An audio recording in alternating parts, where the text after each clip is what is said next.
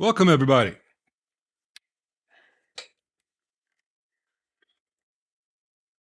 I've been testing out that car Skylark.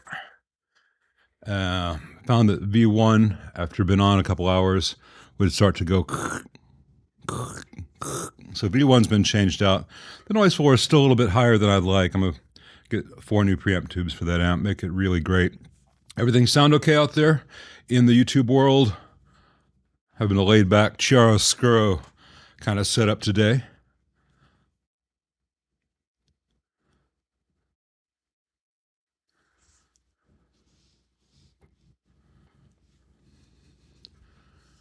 Hello, everyone. Nick Orr, okay, for whatever reason, your second part of your question came up before the first part. And I'm hoping, yeah, I'm seeing all comments. I got, oh, cool. It's going to stay with me as long as I want it to. So now with this new setup, I can do things like this. And it's giant because it's going to vary depending on how long the comment or question is. It says, hey Lyle, is there a difference between 50s wiring and output loading? And I need to change the duration of that thing, don't I? And I'll get huge volume drops, boost when tone knobs are rolled back a bit. Thanks. It's complicated. Most good things in life are. Real quick, I'm going to change the timeout on that overlay, because I'd like it to stay up there much longer. Sorry. New software, learning this stuff. I'll change it to 30 seconds. All right, put this back up here for everyone. I'm going to get back to your question in just a minute because it's complicated, and I'm wondering if I need to have a whiteboard for this kind of thing. I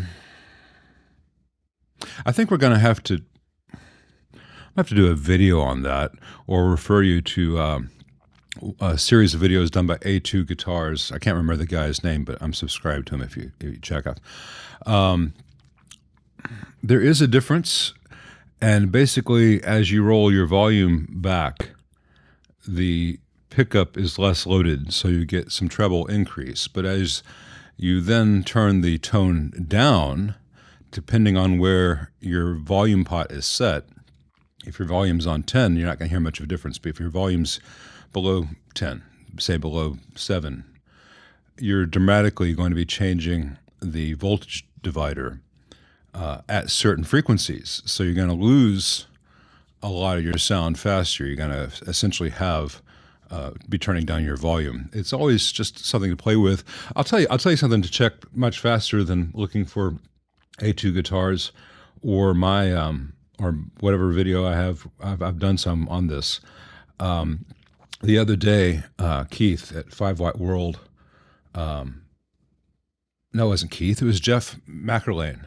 Jeff Mackerlane has a video on why he likes 50s wiring, and he shows that same issue you're describing, but he's showing the benefits of it to a player.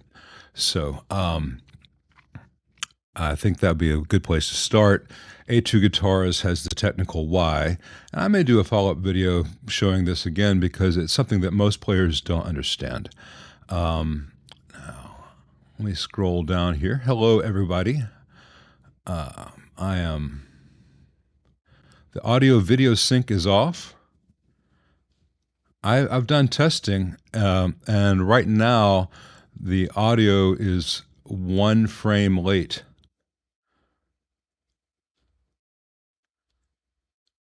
Audio seems slightly ahead of the video. Huh.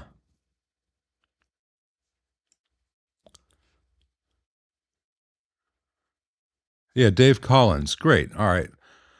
All right. So I can change the sync. What's odd to me is I've done extensive testing on this, and in my playbacks, the audio was a little bit ahead, but I can change that real fast.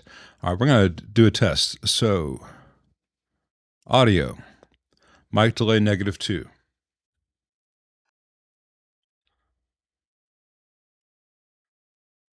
Mic delay -1.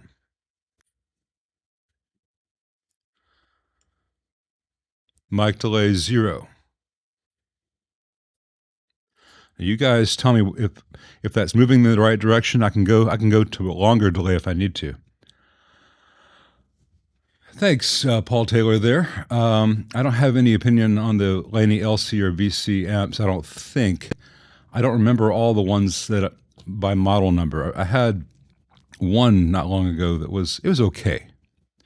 Usually I find the Laneys are okay, but not something that I'd seek out. Thanks, E. Einfalt.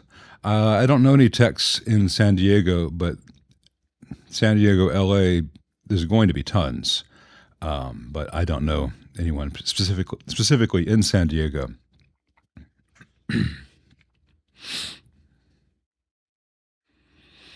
Basil Tiffany. He asks, can you speak to the quality of high watts affordable line of tube amps, 100 T20 or T40? Yeah, they're high watts in cosmetics only. Avoid. The sync makes it look like a kung fu movie. Want to fight, huh? Fight me.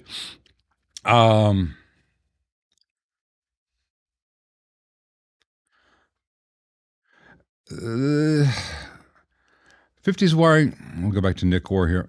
Yeah, Dave's video is great. It's not just changing the lugs of the tone cap. I mean, that's all it is physically. It's just changing where the tone circuit. You don't change. It doesn't matter about changing the lugs on the tone cap. You can leave all the tone cap wiring they set the same. The issue is whether it's connected to the input or the wiper of the volume pot. I don't think you're understanding what Dave actually said. It's not that the pickups are routed differently. It's that I would have to have a full whiteboard set up here to show you guys, and I'm just not set up to do that in a live chat.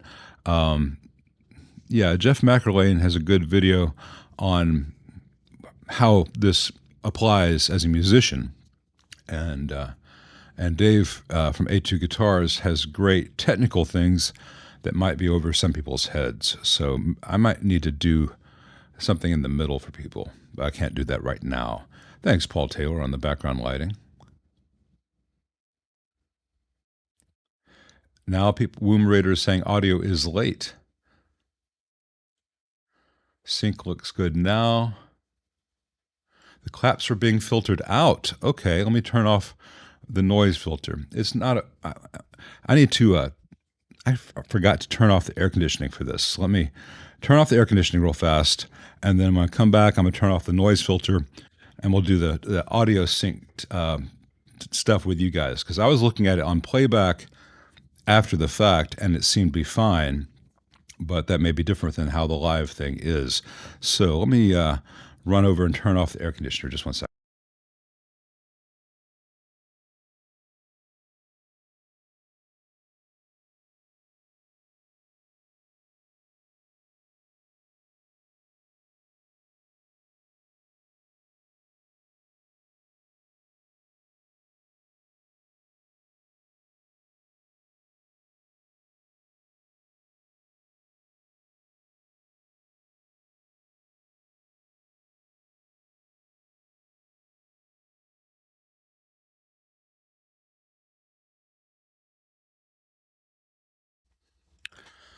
All right, thanks for bearing with me. One of the reasons I have the noise filter is because this is one of the very few days in July in Memphis when I can turn off the air conditioning and not die. But the air conditioner's off. I turned off the noise filter. Here's that clap again.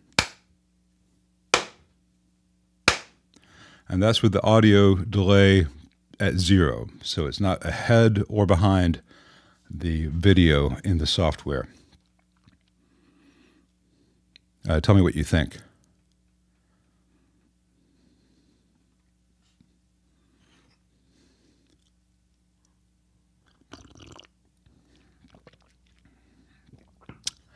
Let's see here. Warren Stephenson. YGL3s are tricky. They have some very strange stuff happening typically in the power, the input power. Canadian stuff in general from trainers, they'll often have a 5 amp circuit breaker rather than a fuse. And that was never really a good, safe thing, even back in the 70s when that thing came out, but those circuit breakers wear out and they are not to be trusted. And I take them out of trainers and I replace them with actual fuses. That's the main thing. Sometimes power switching is done oddly, and trainers, some of them have very good ground schemes, some of them have very poor ground schemes.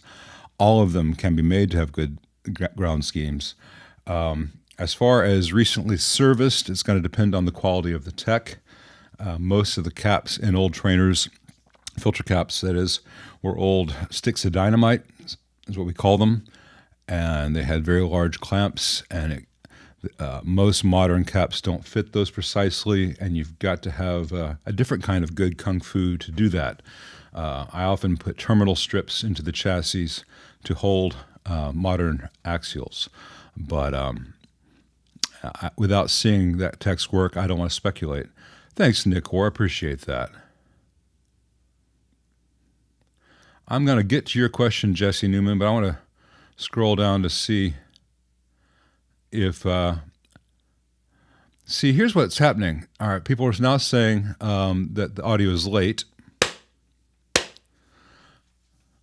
Other people are saying it says sounds good, seems good now, and Gringo Pig says it's late, and Worldwide says it's 1 second late. All right, so everyone stop with the questions. I want to get this audio ironed out for everyone first. So, mic delay 0, mic delay -2. How's that?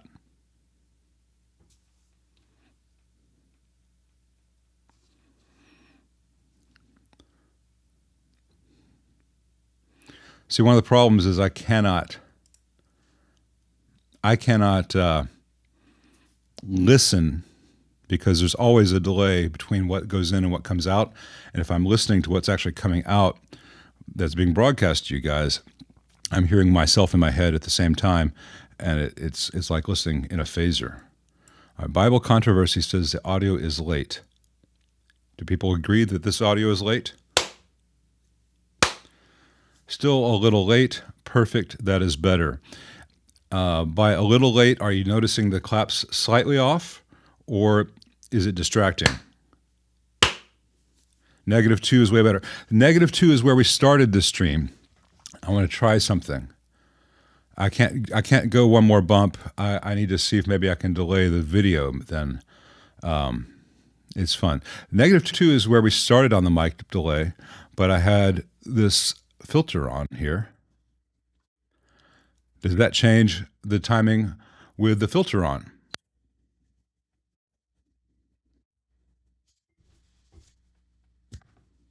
Where are we at now? Because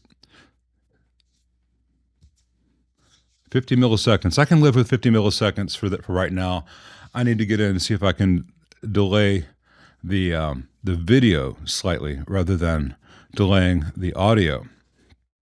Rather than trying to push the audio up, because the audio is see, I'm getting different results from it. It's good, just slightly now. 1/4 of a second is quite a lot. I'm going to look and see how this is on playback. Now that I have the air conditioner off, I'm going to turn that noise filter off. Hopefully it doesn't seem to be bad. And without the filter, here's the clap.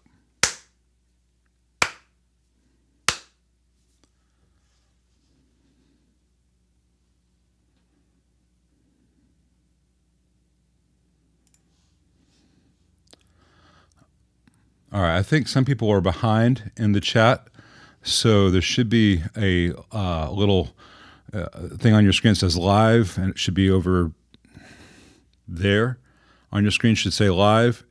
If it doesn't have the little red dot, click on that, and it should catch up to the live. Everyone can be at the same place now. All right, let's move forward. I'm actually going to move backwards and get to a couple questions that I skipped. All right, so Jesse Newman. How hard would it be to install a reverb circuit into a hand-wired AC-15? Assuming you mean a tube reverb circuit, it'd be very, very difficult. There's just not really room on the chassis to add that. There's certainly no room to add the circuitry in there. And it'd be kind of pointless. Boxes really don't need reverb. If you need reverb and you need an AC15, get the much better sounding AC15 Custom than the very expensive, okay sounding AC15 hand-wired.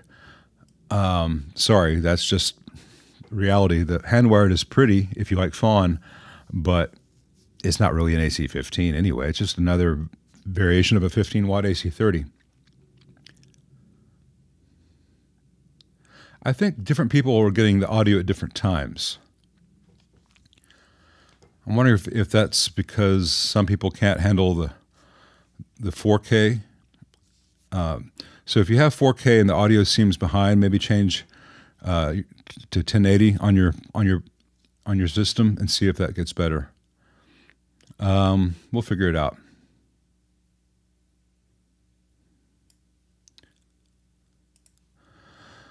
'50s wiring uses the same pots.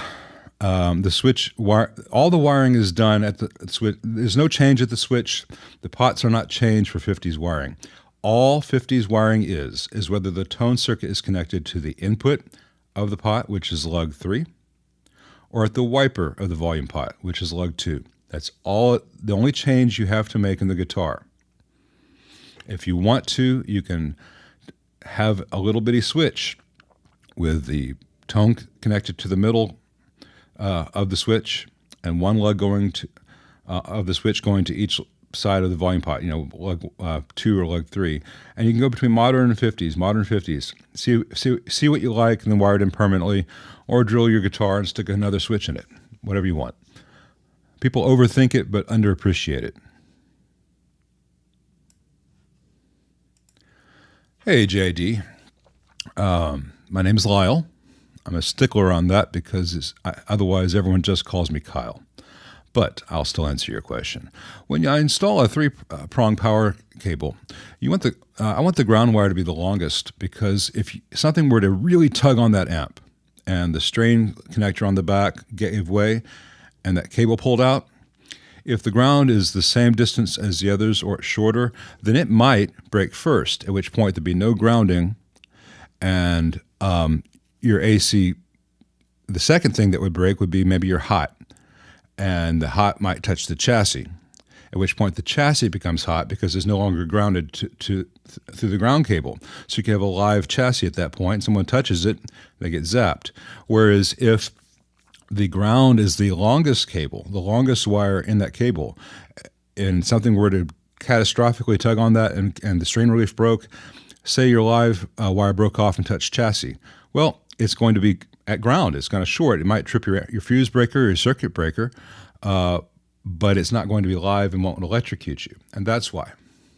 It almost never happens, but that's almost. I have not had an Egnator Rebel 20 come across my bench, so I have no thoughts. I would hope that the power transformer on the Rebel series is better than the power transformer on the, what's it called? They have a 15 and a 40. Can't remember the model number now. Tweaker, the Tweaker. Good amp, bad transformer. All right, so we are at -2. People seem to like it. Hey, Brian Henley. And I know that I'm behind on the comments because I wanted to get back to the questions. Yeah, the filter adds a little bit of a delay. I think it really depends on everyone's playback system. I just won't use the filter. On the days when I have to have air conditioning, you're just going to have to hear the noise. Sorry.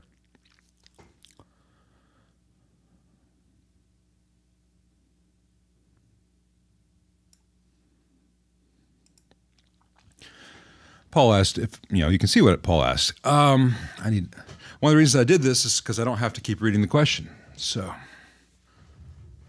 I just got a super chat notice. I will get to that, and I appreciate that. Before I get to Paul's question, I just want to repeat that I answer as many questions as possible. You don't have to do a super chat. All super chats are appreciated, and if you see the link in the description, I urge everyone who can to donate to my buddy Brad's cancer fundraiser. It's called Dry July, and he's Australian, and he is going without any alcohol for the month of July, and he is raising for cancer awareness. And if you know any Australians, you know what a great sacrifice that is. And I'm not only asking you to donate through the link below, but any super chats that come in today, I am donating to Brad's cause. So this is all going for cancer research. I will probably do this kind of thing again sporadically, maybe next time for St. Jude here in Memphis for children's cancer research. But I wanted to get that out of the way since there was a super chat notice. Okay, yeah. My favorite two Strats are behind me. The Maple Neck has got the Kinman traditional Mark IIs, and the Rosewood one behind it. It's got a Sir Thornbucker in the bridge, but the neck and middle are Mojotone Quiet Coil 67s. I've also heard the 58s, which are fantastic. Of those three sets, which are all quiet, as in noiseless, I like the Kinmans the best, but the Kinmans cost a lot more, and both Mojotones sounded really good. There are other noiseless pickups on the market, DiMarzio areas, etc., and the various Fender nasty things. I don't like the Fender offerings at all of any generation. I don't like lace sensors, and I thought the DiMarzios were a little plasticky on the attack. I use these noiseless pickups because it makes testing amplifiers much better, because I know any noise is the amp, not coming from the guitar. But that said, I have put these pickups, these noiseless ones from Mojotone and Kinman, up against Fralins, Lawlers, actual old ones. These Kinmans sound as much like a Lawler as a Lawler sounds like a Fralin. There are always slight variations, and one person's pretty good pickup is another person's favorite pickup. And once you get to a certain quality level, it's just minor preferences. So I think the pickup height matters almost as much as any of the rest of it. And the person doing the playing matters more than any of the rest of that. I don't have a go-to position, and I don't actually own any amplifiers myself. That was in his question. I don't need to own any amplifiers myself. I'm always surrounded by dozens of them, many of which are playable at any given time. I like every position on a Strat. I even love the middle position on a Strat. A lot of people don't even try it, but try it. Let's see. Oh, Mitch, I don't know, because I'm not viewing this through YouTube. When I was using OBS, as of every chat before this, I was actually getting the YouTube feed, so anything before the chat started showed up. I'm using Ecamm Live now, which is less buggy and gives me a lot more options, though I'm still trying to get the sync perfect, obviously. But also I can do things like put your question up there. I keep pointing at the question in front of me as opposed to where it is on the screen for you. I've got to get better at this whole TV thing. I'm never going to make a weatherman at this rate. Wrong button. I assume it's there. I did not see it. I thank you. If you had a question with it, please ask it again and I will answer it. Sorry, I'm still figuring all the tech out. Nick has another question. Yeah, Utahs are worth reconing from a vintage purist point of view. Utahs are not my favorite vintage speaker in a Fender, but people love them, and they are original. And a good reconer. I use Dave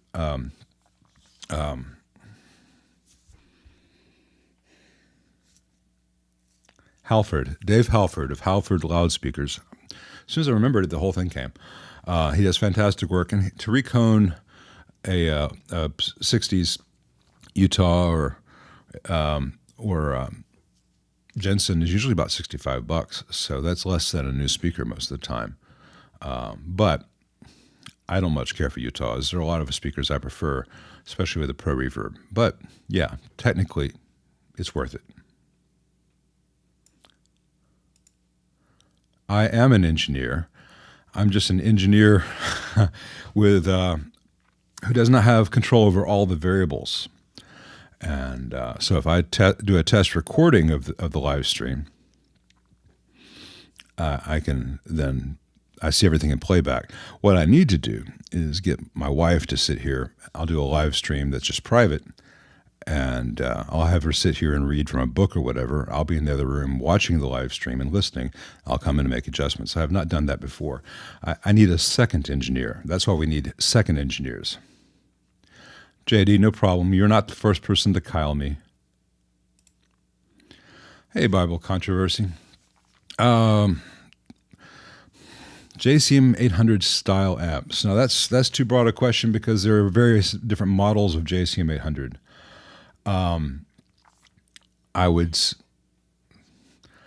Most people when they say JCM 800 are talking about a 2203 or 2204, which actually came out in the JMP era. This came out in 76 or 77. That's when the transition happened. And I like those, and Marshall reissues aren't terrible, and the stereo tones are pretty damn good for the price. But I find most players that find those a little bit bright and maybe a little bit lacking in low end. So those are places I often tweak. But unless you have a more specific question, because you might be talking about one of the reverb models. I'm not a fan of those at all. Thanks, Bert Lewis. That's $10 for Brad's cancer fund. I appreciate that. I do not know the Magnetone Panoramic. The number one consideration is if it has a rectifier tube, specifically a 5Y3, GZ34, or 5AR4, or 5U4, then it most likely does not need to have the standby switch used. Because in a circuit like that, the point of the standby switch is usually to not apply full B+ to the rest of the amp until the power tubes have warmed up and are drawing current. And any tube rectified amp, it typically takes longer for the rectifier tube to warm up than for the power tubes to warm up. Not really the case for a 5Y3. That's about even. But if you have a typical amp with the GZ34 or 5U4, your power tubes are already going to be warmed up before the rectifier tube fully warms up. So by the time the rectifier tube warms up and DC is flowing out of it, that way, DC is flowing out of it, the power tubes are already warm. So standby is kind of built into those amps. And sometimes amps will implement standby poorly in such a way that they stress the rectifier tube. But I'm not familiar with the Magnetone Panoramic specifically, so I don't want to give you the wrong advice. But generally speaking, that is the case. And generally, if an amp does not have a standby, does not have a tube rectifier, use standby. But I would have to have the amp or the schematic in front of me to tell you. All right, 4K is streaming better. Cool, SVT, good to know. Hey, Benjamin.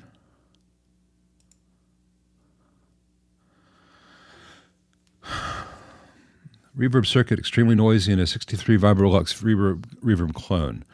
Well, see the video I did on the Super Reverb reissue the other day. I show one of the common causes for reverb noise. The lead dress there at the driver is crucial. Reverb circuits in Fenders should not be noisy. Vibrolux, Vibroverb, the core, everything except the Vibro Champ in the basement and the Champ. They all have pretty much the same reverb circuit, even the Little Princeton. And they're just not noisy circuits when implemented correctly. So, you'd have to take it to a tech, but if you can safely look at it, and look at the wiring around V3. See if it's done the way it was initially in that Super Reverb reissue or how I changed it. Thanks very much, Jeff. Appreciate that.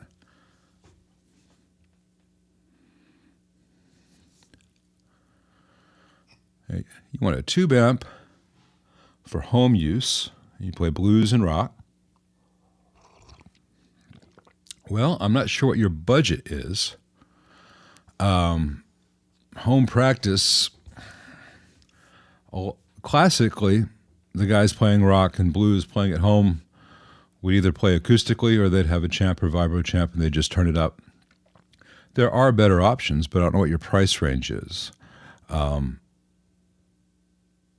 My kid, I got him a Boss Katana 50.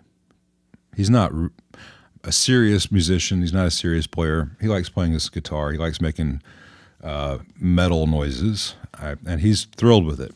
And for practice, I'd be thrilled with it too. Thank you, my love. Just set it down on right there. I've got an excess of hot coffee.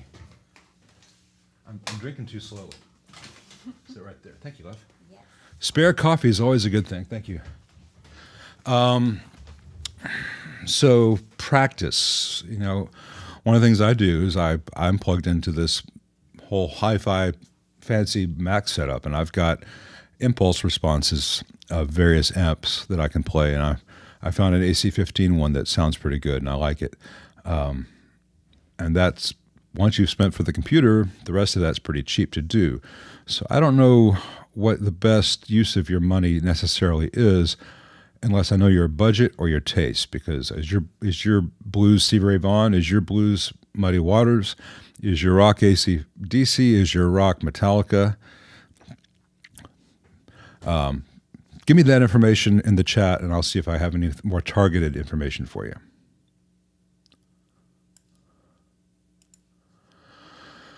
Ooh, yeah, Supersonic 22. Hope and pray that it's relatively quiet. It won't be. The effects loop is noisy, terribly noisy. Stay just on the clean channel. I think there's a basement and a vibro verb button on that thing. See whichever one sounds better to you. Turn the knobs till it sounds acceptable, and just try to get as loud and clean a sound out of that as possible, and use your pedals for anything else.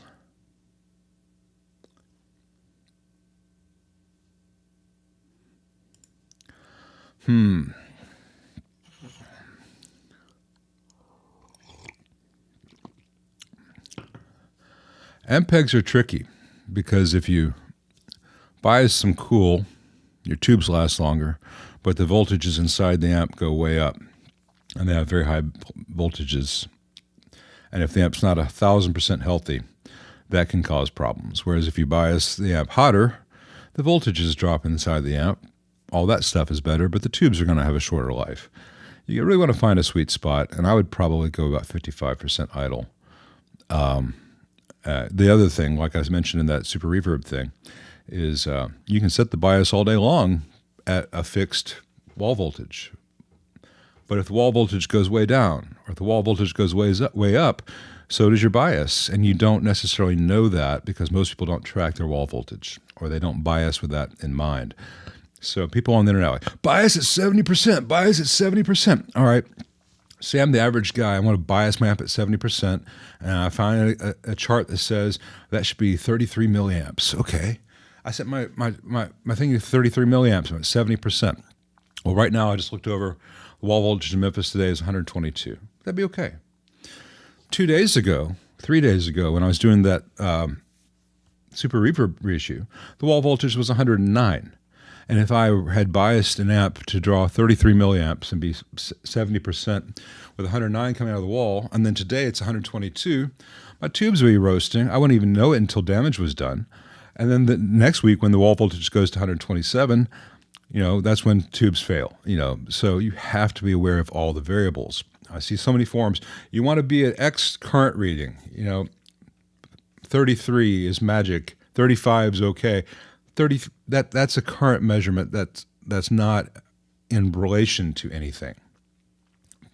People they cherry pick little bits of the formula and say, oh, that's important. No, that's important. No, that's important. That's important. People who do this for a living, it's all important. It's all important. And don't get information on how to bias your amp or how to do a tune-up on your car from the gear page. Hey, Wayne, speaking of that super reverb, you'll be done very soon.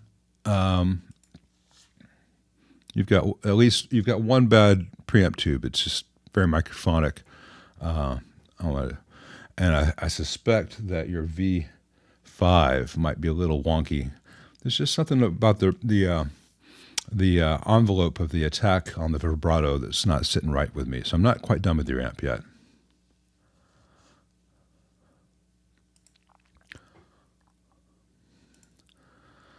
Oh, no, I'm not a big fan of the Mighty Boosh. I like a lot of the actors in it, in other things, but that old Greg thing creeps me the hell out.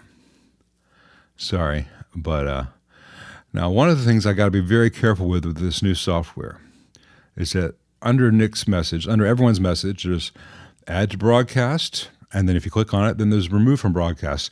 To the right of that, there is ban. Damn, I wish there wasn't a ban there right where I could click on it with my old eyes. So if any of you get banned by me during the course of one of these, it's purely by accident. Shoot me a message and I will unban you. I'm not sure how that's done, but anyway, why would they put ban right next to something you want to click on? So it's right there. Put add to broadcast here, and then over here, put ban where you really have to mean to click on it. I'm going to send them an email on that. That's a stupid layout.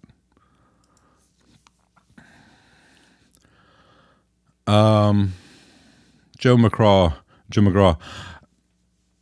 That's a really open-ended question. There's a lot of reasons an Ampeg may not have reverb. Sometimes reverb tanks do physically fall apart and the springs fall out, and you can hear it. You can hear them banging around inside there. But there are many other things it could be besides just either the tube or the springs. So don't make any purchases based on that either premise. And a VT22 V4 is a very dangerous amp inside. Take it to a tech. That's not something to mess with unless it's just a bad reverb pan or just a bad preamp tube.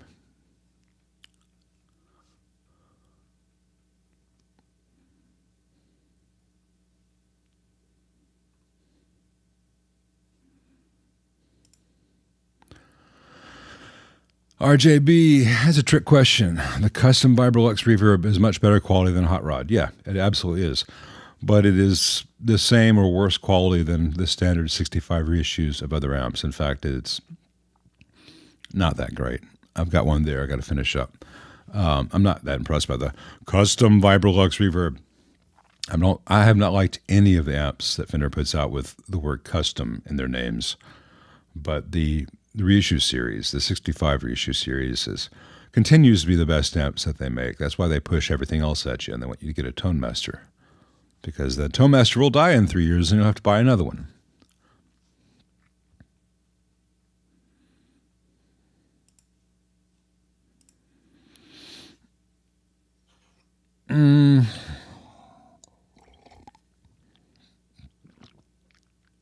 I don't want to misspeak because I get relatively few amps in with 7199s, and I don't remember what I did last time. Sometimes I have rewired for other tubes, and sometimes the clients have wanted to keep everything stock, and I'll sort out and buy the rare expensive tube. Funny thing about my brain, from your perspective, watching all these videos, it may look like I know an awful lot. And I suppose that I do, in the way that if someone said, write down every word that you know, you couldn't do it. But if someone were to just start reading from a dictionary, raise your hand when you don't know a word, your hand wouldn't go up all that often. You know tens of thousands of words just that you can't think of at the time if someone says, what words do you know? So, yeah, I do know an awful lot about the amps and the electronics and the guitars and stuff, and it may come across on the videos that I'm just the world's expert, blah, blah, blah. And probably be profitable for me to promote myself that way, but I cannot do that game. But my brain cannot remember sequences of letters and numbers when it's just seemingly a random sequence that does not have any meaning.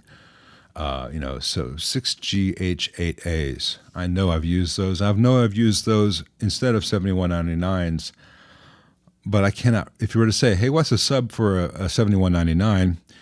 It would take me to remember which one is a 7199, because that means nothing to me unless I'm working on an amp that has them. And then I'd be like, oh, it's got a 6 in it, and I think it's an 8A, and then something in between. I just don't remember. And so if there's a 6GH8A and there's a 6FGB42, and they're very similar tubes, I don't recall that. I'm sorry. I can tell there's a difference between an AX and an AY and a AU and an AT and all that fun stuff. And that took a while. But it's like lyrics. I can remember, I know all the lyrics to every Beatles song, every single one of them. But if I were to perform them, the ones I have trouble remembering are like Come Together, I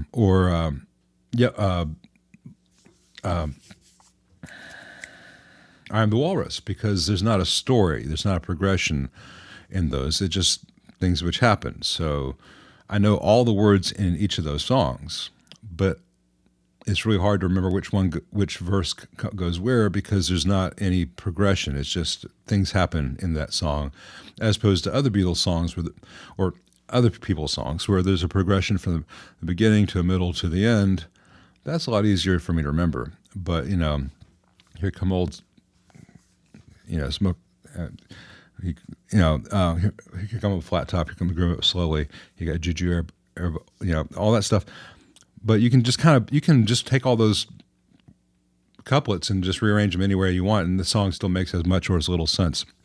I'm off on a tangent, but these are the things I think about. Why can't I remember the sequence as it happened on that song? It's because it's like 6G8As.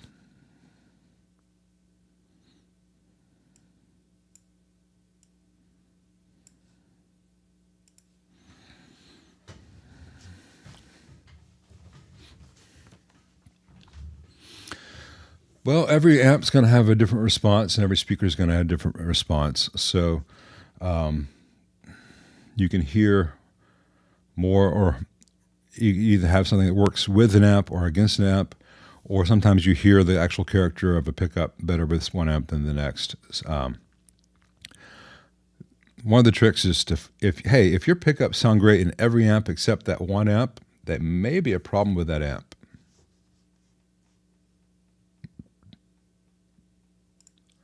Sorry, no, I have not used the DSL-1CR. I don't see the point of those amps that are so quiet, because the 40, it's got a master volume. You can get really low volumes with that stuff. I don't see the point of a 1 watt amp. 5 watts is as low as I can wrap my brain around as being useful in the slightest. Chinese tubes can be great, Vincent. Well, maybe not go so far as great all the time, but there are quite a few Chinese tubes that are being sold as Tube Amp Doctor, which are very, very good tubes. And a lot of Russian tubes aren't that great, or have ebbs and flows as far as their quality goes. And you can just remember, with any of these things, you can buy the tube that says Sovtech, or you could buy the same tube that's been rebranded and cryogenically frozen and sold to you in a different cool looking box for an extra $100. And it's the same damn tube, and just as likely to be good or bad. Hey Dave, thanks for joining us. Good to see you. You're supposed to be on vacation. Last thing you need to do is think about guitar amps, but I'm glad you made it, man. Thanks for your help yesterday on that little the little BE50. Well, it's little compared to the 100, but Cepheus was thrilled. So thanks, man.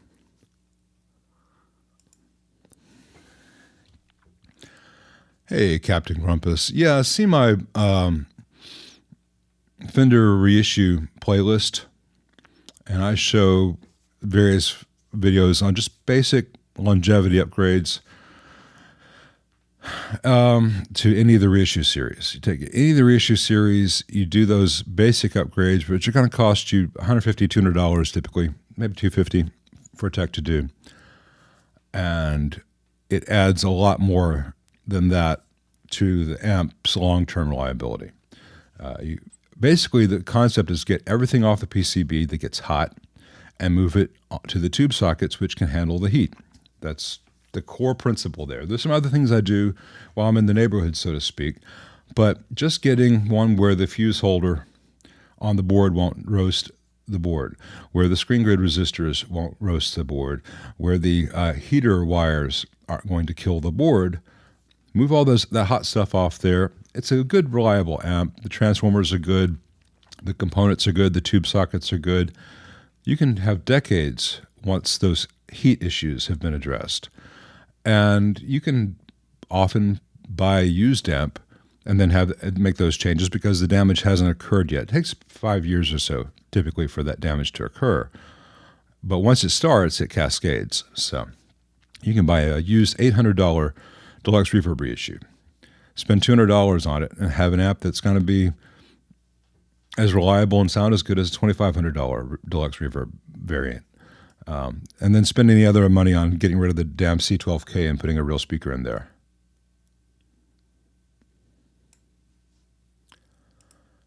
Hey, Noah, I don't have any information on the new OR30. I saw that all the channels got them on the same day, so people are talking about it, but I don't have any experience with it.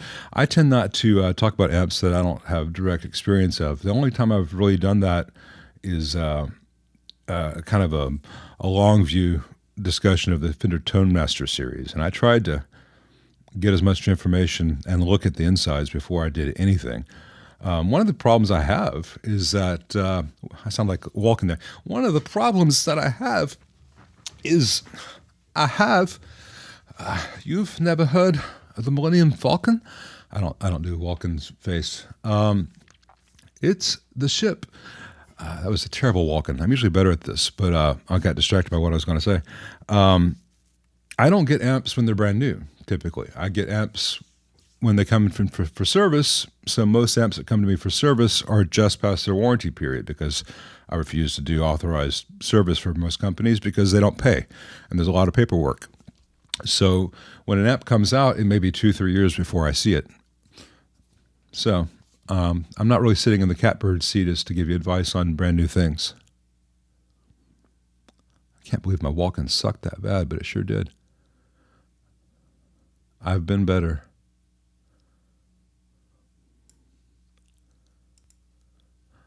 VTM 120 is a weird little amp. It can sound awesome if you have the dip switches positioned just right and it's not falling apart. It's a shame that the cabinet weighs more than the rest of the amp put together. But yeah, you're not too wrong. I'm not a fan of how they do their heaters, but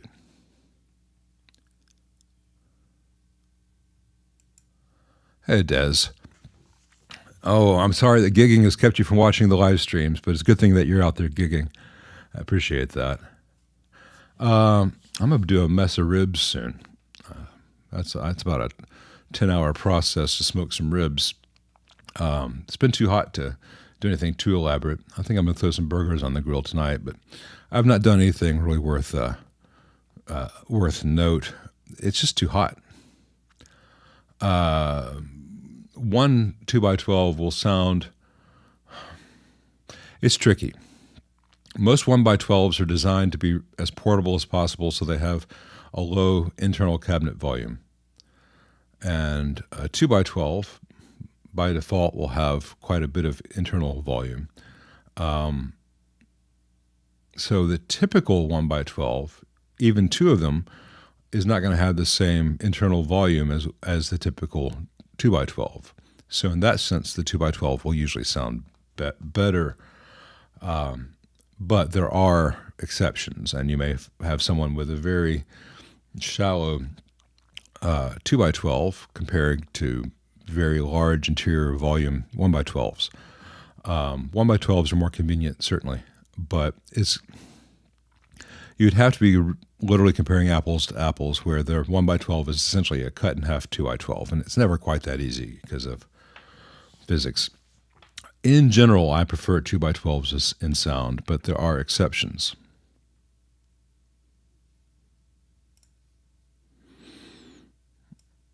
Hey, Leroy.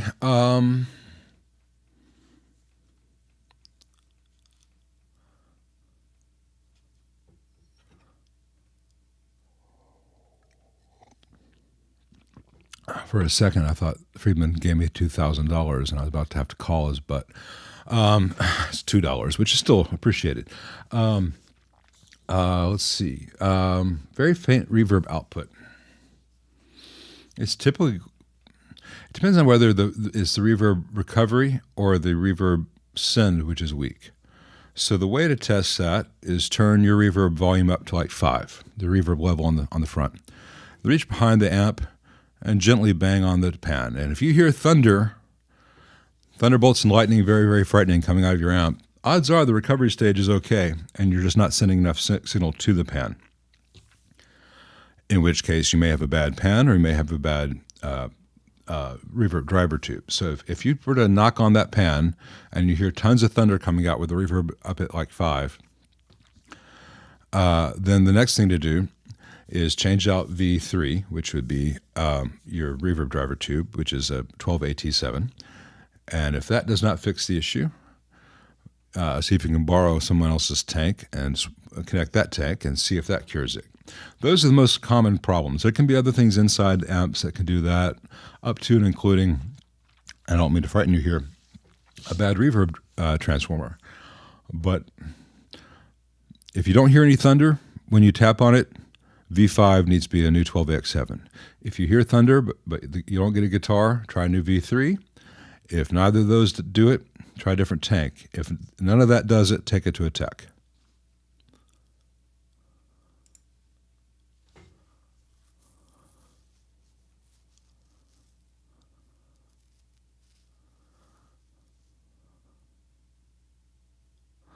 Oh, I see what you're saying, Mitch. Oh, no, you're fine. If master volume mod, I assume you mean Alarmar. So you were sending. I think what you're saying is you had the signal from the phase inverter, say, going to the wiper of the pot, and then lug 3 of the pot going to the to the tube grids. And then you change it so that the wiper is going to the tube grids and the output of the phase inverter is going to lug 3. Either way will work. One of them you're varying the load of the preceding stage. One of them you're varying the grid load on the tubes. People argue about which one sounds better. Neither's bad. So you've not heard anything.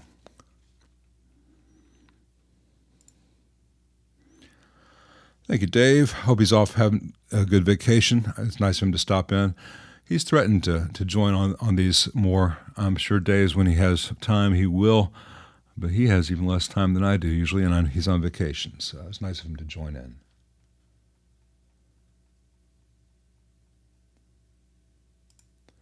Yeah, Travis, saying pretty much the same thing I did. There are differences. There are differences, but it gets real theoretical. And anyone who'd be interested in that would probably either be able to figure it out themselves or be interested enough to say, all right, what would the differences be, and go research it. Whereas if I explain what the differences are, the vast majority of you will just fall asleep where you are. So let's skip ahead a bit.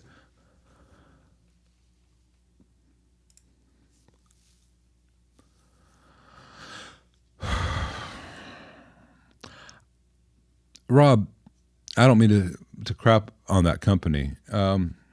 It was overall okay, but it didn't sound good as it came to me. It wasn't poorly built, just it wasn't good. It wasn't that well built. I would much rather just build you one from scratch if you want a great AB165 or blonde bassman.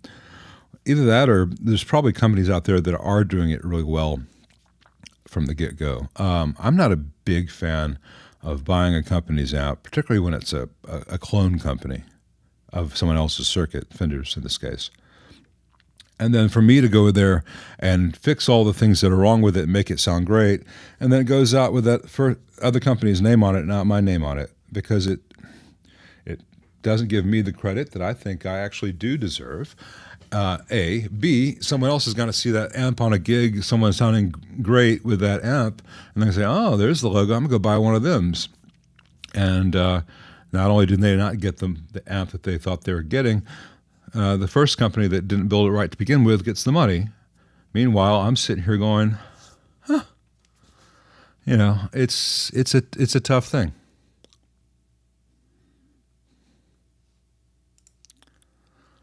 Yeah, Rob, Friedman would build you a great basement if he ever has time. So could I. Just saying, man. But if you wanted to have the big F on there. Hello, Profile Productions.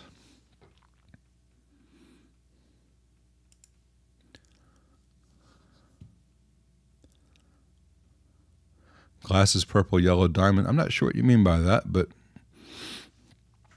I hope it means something to you. Hey, lazy bugger. Again, Brad's Guitar Garage. My friend, he mods for me when he wakes up. He's in Australia, so this chat started like 4 in the morning for him. So he's here now. I'm glad you're here, Brad. Like I said before at the beginning of this, everyone go to the link in my description, donate to his Dry July campaign, cancer research, and any super chats that come in today are also being donated to that. I think Brad's here almost just in time for us to take our first intermission. So,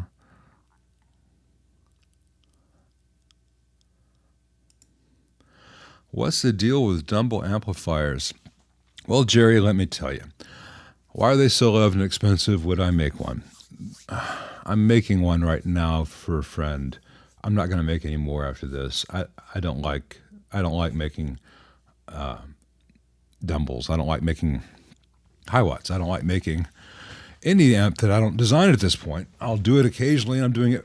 A friend bought a kit and I'm finishing it for him. That's a different thing. I'm finishing it my way, but still, I don't want to be another Dumble maker.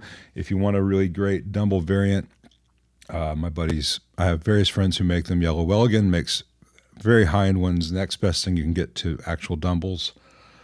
And my buddy Andy Fuchs has some very good Overdrive Special inspired models, which would do most people very well. Dumbles are, in part, a very good amplifier. In part, a very good amplifier made by a very eccentric person who was in the right group of people at the right time, and those people came to feel that Howard Alexander had a certain secret sauce that they could only get from him, and that led him to make kind of what in any other universe would be an insane demand where, all right, you buy my amp, and you get it when you get it, and if you ever have anyone else work on it again or even look in it, inside it, I'm never going to sell you another amp again or work on your amp again. It became this weird thing. And then all these other people after the fact wanted to sound like the guys who are using these Dumbles, and it becomes this big cult of personality thing. And the amps themselves are quite good. Let me switch off to the fresh cup of coffee that Nikki brought me. But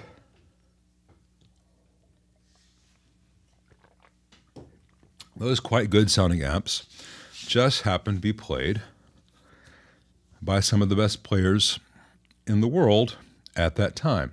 It's, not that they've been eclipsed or their time has passed, but you get Robin Ford, you get Larry Carlton, you get Stevie Ray Vaughan, Jackson Browne, David Lindley. These guys, as a group, have two things in common. Number one, they're all incredibly gifted musicians. Number two, they're all coming out of the 60s counterculture, and I don't believe any of them had college degrees. And there was just something in the air in Southern California where when a guy says, hey, I can make you the world's best amp and it's because of crystal matrices and stuff, they kind of bought that. Crystal matrices. So they get that and they run with it. And the amps are good amps and they do sound very good. The Overdrive Special is essentially a modified basement. You can look at it as a variation of an AB165 or a variation on the Blonde basement because there's a lot of gain there. And Trainwreck did a similar thing. And then Dumble just adds separate tone stacks to the overdrive stuff. So they're good amps, but if Robin Ford had come out and had only ever played a 65 Super Reverb and never had a Dumble, you'd still know who Robin Ford is. Every album would have been made. You would still think he was fantastic, and people would still want a 66 Super Reverb. And they do. It just happens to be a lot more 66 Super Reverbs out in the world than there are Dumbles. I could say more on this, but I don't want to be controversial. But whether it's Carlton, who no longer uses one, Ford, who uses one, but I've heard that it doesn't always work as well as it used to. Stevie Ray, as far as I know, pretty much used the Dumbles that Jackson Browne owned on Texas Flood, and then had some steel string swingers and stuff later, but I never saw him use them live in the latter part of his career. The amp never made the guitarist, but I'm pretty sure those guitarists made that amp or those amps. And so you take all that, and then Boomers and Gen X's ingrained tradition of trying to buy our nostalgia to get things that our heroes used.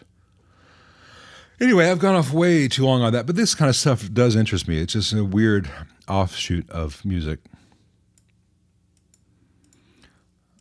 I'm not a huge fan of any of them. The Weber Copper Cap's okay. Most rectifier adapters are just a couple of diodes, maybe 4 diodes. If you're unlucky, just 2 diodes wired into a tube base and with a little cap on top. Some of the better ones have some large resistors in there, but no accounting really for heat. And you don't really get a huge change going from a tube rectifier to a solid state rectifier.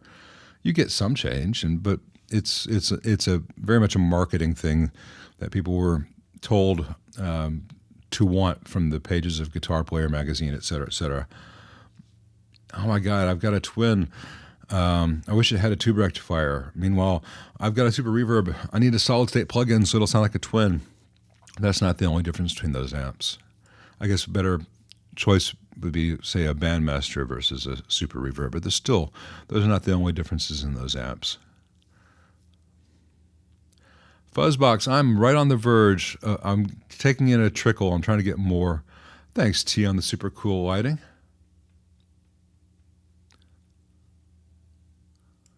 Yeah, Mitch, you didn't hurt anything. Presence is an odd thing in that circuit.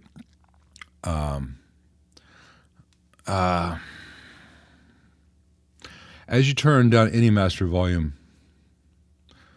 that's within the phase inverter to output transformer part of the path, that's all within the negative feedback loop. So as you change any level in there, the presence will do more and less. There are variations as to whether you have the hooked up with the grids of the tubes connected to wiper or to the other side. Some people prefer the taper one way or the other. Some people say, well, I prefer this, but then I lose the presence, and so that they will then add essentially the tone cut circuit from an AC30 to take over at low volumes. So at low volumes, you use that instead of the presence. I've even seen guys do it on a double gang pot, so it looks like presence, but you turn down to or a push-pull pot rather. So it looks like when it's in its presence for, say, master volume, 2 o'clock and up. Below 2 o'clock, you pull it out, gives you a secondary presence. Anyway, I think it's time to take our first intermission. We've been going for an hour and 7 minutes. And when we get back, I'm going to get to Wayne Memphis Mojo's Super Chat. I appreciate everyone for being here. See you back in 7.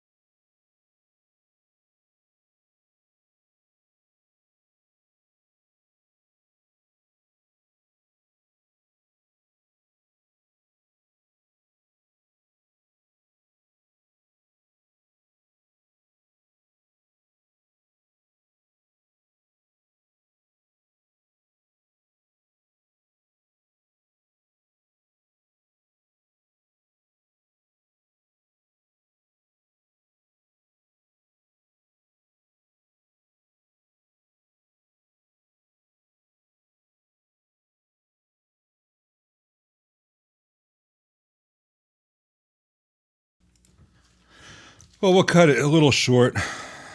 Nothing like when you order 2 components off eBay, because eBay is the only place you can get certain transistors these days, and only one arrives. So got to see if they were shipped separately or if they botched it.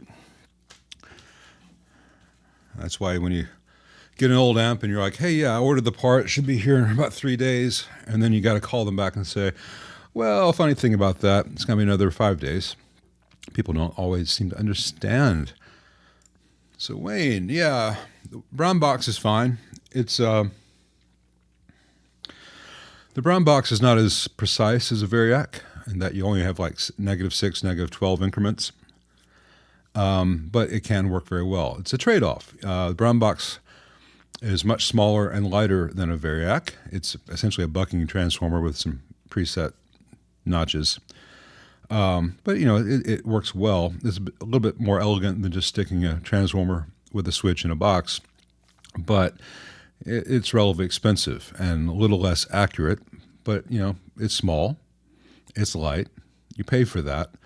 A Variac is much more precise. There's a Variac, right? Well, let's see here. If I can do this without messing everything else up.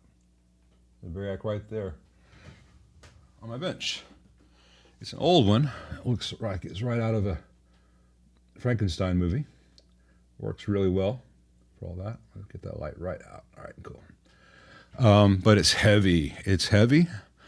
And you have to make sure that it's calibrated. You have to know what the wall voltage coming in is. So you really need to have that and a meter to know how to, well, calibrated AC meter to know what's coming in before you can turn down or up from there. Another option people don't know about, if you just need a fixed 110 or a fixed 120, is you can get a uninterruptible power supply for computers. You can buy one that can power everything up to a twin reverb or Marshall 100 watt for like $80, $90, and just say it. It's always going to be 120 or it's always going to be 110. You don't have any options in between, but it works really well. I'm thinking about getting one just for the bench. Yeah, the ban's for people that spam, Joe, but the only people allowed into the live stream at the time that it happens are subscribers. So we don't have a lot of bots or trolls in here. So I don't really feel the need to ban people in here. I just don't want to accidentally ban anyone, because I'm trying to add their comment to the stream. Hey, Rax Effects, thanks for joining. Yeah, and everyone who doesn't watch Brad's channel, as long as you're not easily offended by trench warfare language, you know, he is Australian after all. He knows an awful lot. He knows more than I do about the solid state stuff, and I'm no slouch about it. He's just really up on that, and he knows the tube stuff pretty well. As you will see, his dad, however, is a monster. You need to get Pete back on there, or if I can do some private Zooms with Pete.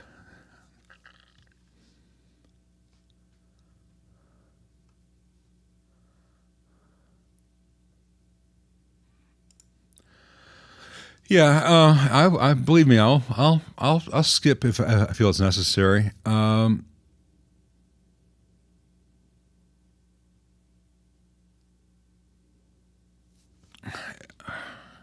I'm not sure what you're saying. All right, you used to get the same volume on 8, but that now with the new pot, your volume on 2 is as loud as it was on 8. You got the wrong. Someone put a linear taper pot in there, and you don't want that. Audio taper for volumes in amps, if it's a tube amp. There's some solid state circuits where you're actually not using it as a voltage divider at all. It's just a variable negative feedback kind of thing, and you'll use a linear setup as a varistor. I don't want to go too far into it.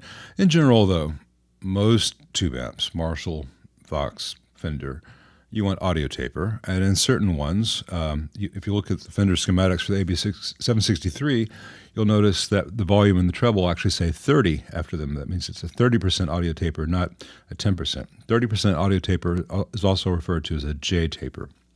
And that's my preference for Voxes. That's my preference for Fenders. Marshalls It depends on the Marshall. A lower gain Marshall, I like the J taper. A higher gain Marshall, I like a 10% audio taper.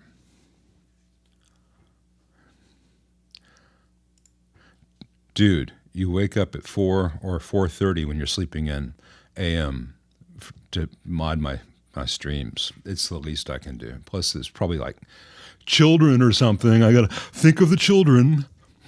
Yeah, that's going to go viral. Okay.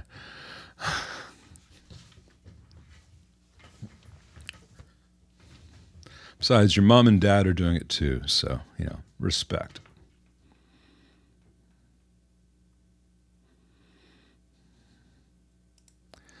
Hey, Marcus, that's a really tricky one. It's going to come down to the filtering.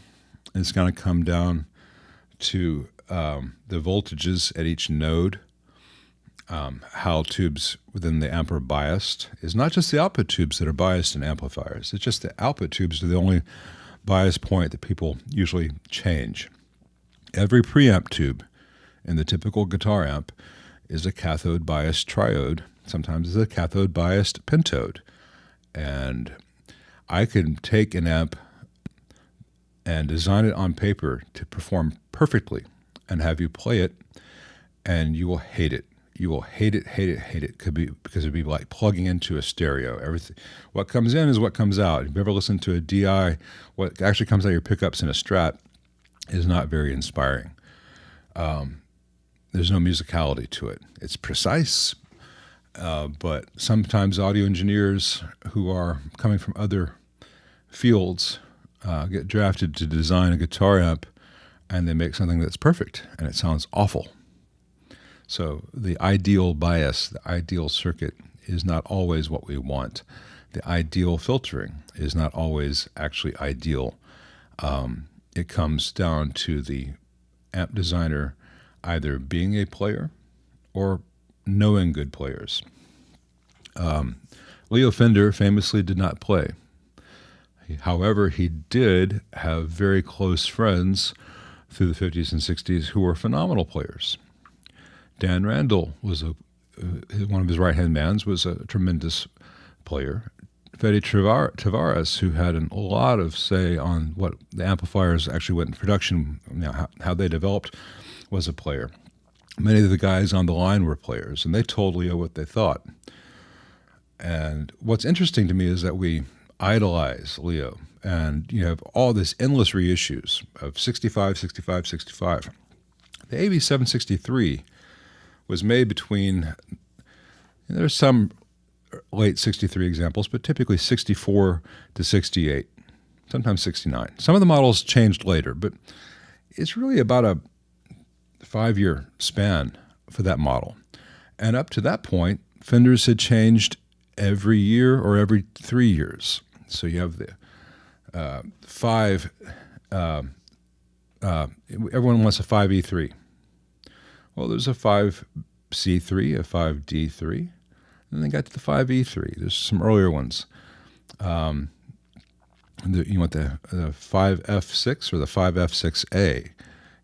Fender was always making changes. A lot of these amp models only lasted a year or two before they were changed, sometimes radically. Look at the brown and blonde era. That all happened in a 2 to 3 year period with big changes. And then we're kind of like, okay, and classic Fender is the AB763.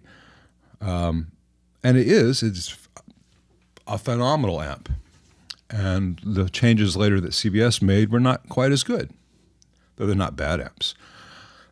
But the CBS changes with the ultralinear stuff and the half cathode biased stuff that guys like Brad and I tend to yank out of those things. That's what I'm talking about when you're talking about someone making it a perfect design as opposed to a really great design. And I know that this has been a long-winded, wide-ranging answer to a seemingly simple question, but that's kind of my reason to be here, my raison d'être. So if Leo had continued to run Fender and the sale to CBS had not happened, it would have been interesting to see what the AB767 might have been. We will never know. And then once his do not compete was sidetracked by going to Music Man, he was deep in the world of seeing what solid state could do for us. And so there's a lot of crossover between those early Music Men and what he was doing in, say, 64, 65. But by the very nature of the solid state beast, there's some massive differences. I guess that's either more of an answer than you wanted, or I didn't answer it at all. Either way, I guess I apologize.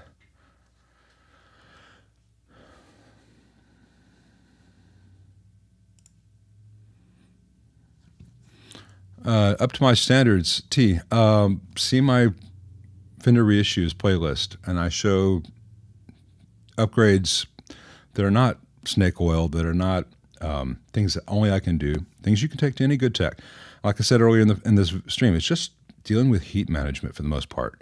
And depending on what your tech charges per an hour, it's going to take maybe 2 to 3 hours for the average tech to do those things. I would charge you, I've done a lot of them. The typical stuff would be $240. If I needed to just do the core basics and not do with some of the niceties, $150. So it's really not a lot of money, and you get so much more protection of your investment. Way to go, SVT 4001. I appreciate that.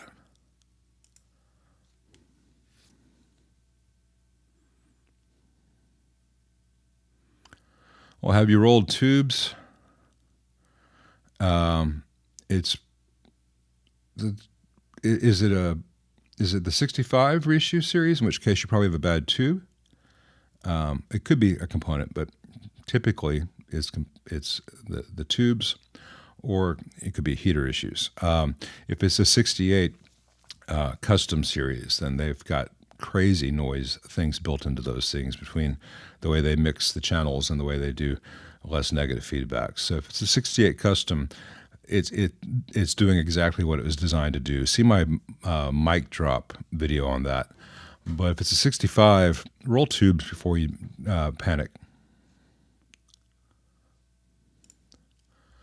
All right, now we're talking $350 to $1,000, and you want tube. All right, Jeff, on my channel, look for, I think it's, just Google Steve. I think I call it like Tone Hang with Steve. And it's Steve Selvage playing an AC-15 C1 with greenbacks that I did some minor mods on. And I even show what the mods are. You can have any tech do those mods. It's nothing extensive. I didn't even have to pull the board to do most of it. I had to pull a board to do a tone stack tweak, but it's nothing extensive. But even the stock amp sounds good. And you hear Steve playing it. Steve plays with a hold steady. He's a really great session and live guitarist. And he's just playing a 335 straight in, and we have fantastic cleans, fantastic overdrives, fantastic blues, fantastic Zeppelin. It's all there. You get that, maybe a fuzz pedal, and roll your tone back for some of the creamier stuff. And you can buy those used for $500. I'm sure that was a used amp that he brought in. It had like gaffer's tape holding the grill cloth, or the grill panel up top, the vent in place. It was missing a foot. It sounds phenomenal. So that's a $500 used amp. Would have sounded good without my tweaks. With my tweaks, it sounded that much better and was going to last that much longer. They're not massive tweaks. Good player, straight in, magic. And people don't think Vox for blues. Rory Gallagher would disagree with that. Jimmy Page would disagree with that.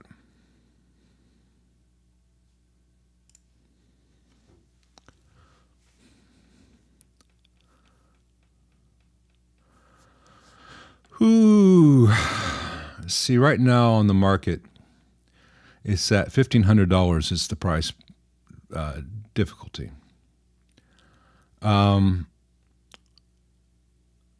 There is the Fender Custom, they're calling it a Pro Reverb. It's really not a Pro Reverb, but it is essentially what you're describing, 40 watts, 1x12.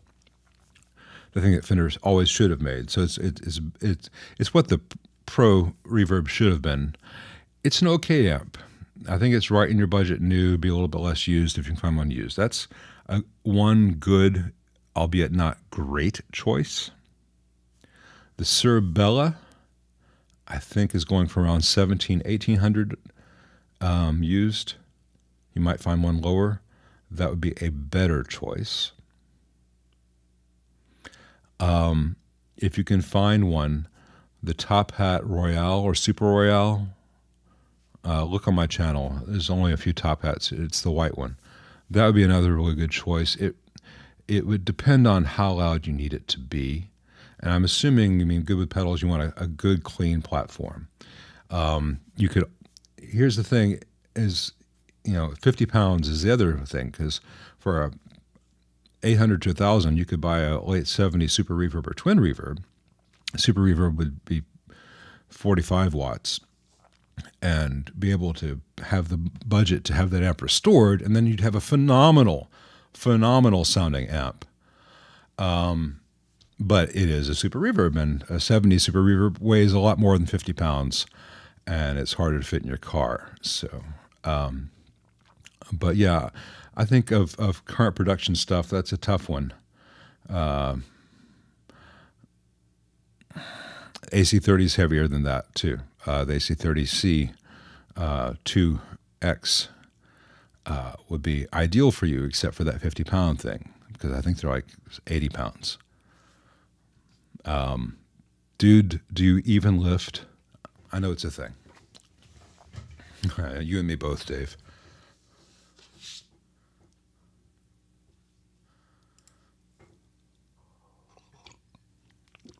Won't hurt either amp. If you go below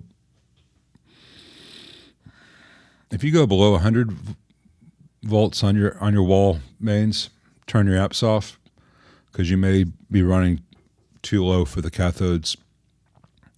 In general, they're going to be okay. I would say that's an excess of caution. Certainly lower than 90, turn them off.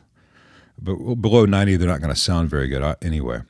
The main thing is you don't want it to go over 125, 127, or at least not for long periods of time, especially if your bias was set hot with the mains at 120.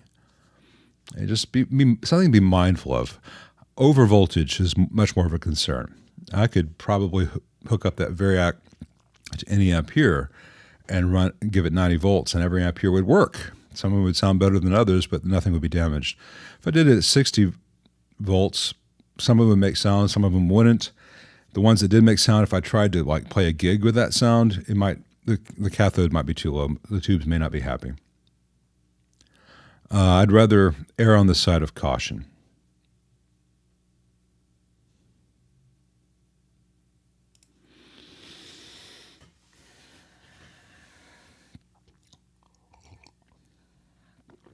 Yeah, in your specific case, I don't want to be in the room with you if you have a 73 Twin or the 100 watt bassemans on the edge of breakup. Naturally, I can't. The world does not need that. Unless you're playing very large outdoor shows, no one's going to want to hear those amps on the edge of breakup. Set those clean and use pedals for everything else. I need to get this to go up here until I tell it to go away. Let me do that real fast. Sorry, growing pains. New tech. I'm going to set it to 60 seconds. That ought to give us a good time. Let me put it back. JTM45, yeah, that's going to be edge of breakup at much better volume. AC15C2 as well. Now, the thing to remember is that if you have your amp set clean and you set your delay up, so let's see if I can do this on the screen here. I'm always getting my left to right mixed up. So if this is the level of your dry note and you set your delay, your first repeat to be here and your third repeat is here, it's actually going to go zoot, zoot, zoot. That's going to sound natural. You set your amp up to the edge of breakup or a little bit overdrive, and you're going to have zoop, zoop, zoop, zoop. You set your amp to distorted, it's going to be zoop, zoop, zoop, zoop, zoop, zoop. So you're changing the envelope, which means that two things. First of all, if you change from clean to distorted, you're going to have very different delay levels. And that could be a good thing because you can set it up like, say, Edge and Lanois do, so that your first repeat is pretty much the same or almost the same as your dry. So if your dry is on the edge of breakup, you get that breakup. Your first repeat's going to have a little grit to it. And then as the repeats trail off, they're both going to be more audible because everything's compressed. So instead of going, gotta get good at this one. Instead of going like that, it's going to go like that. More of a taper because of that compression. But they're also going to get clean. The repeats, as they increase, will clean up. And that's a great sound you can hear on those bands. But if you want it to sound clean, it means that you've got to, instead of having your first repeat zip, zip, zip for a cleanup, you've got to make sure, turn everything down so that with the distortion you get zoop, zoop, zoop. But that first repeat that's here on a distorted amp would actually be about here on a clean amp. So there's a lot of setup changes. In general, I mean, always use your ear, but in general, try to understand what is causing the sound changes. So you know that, okay, say I've got some of the presets. I'll set up some dirty presets and some clean presets. And the first thing I need to do is change the level because I know I'm going to hear everything much louder with the dirty setting. I don't want to get that balance right.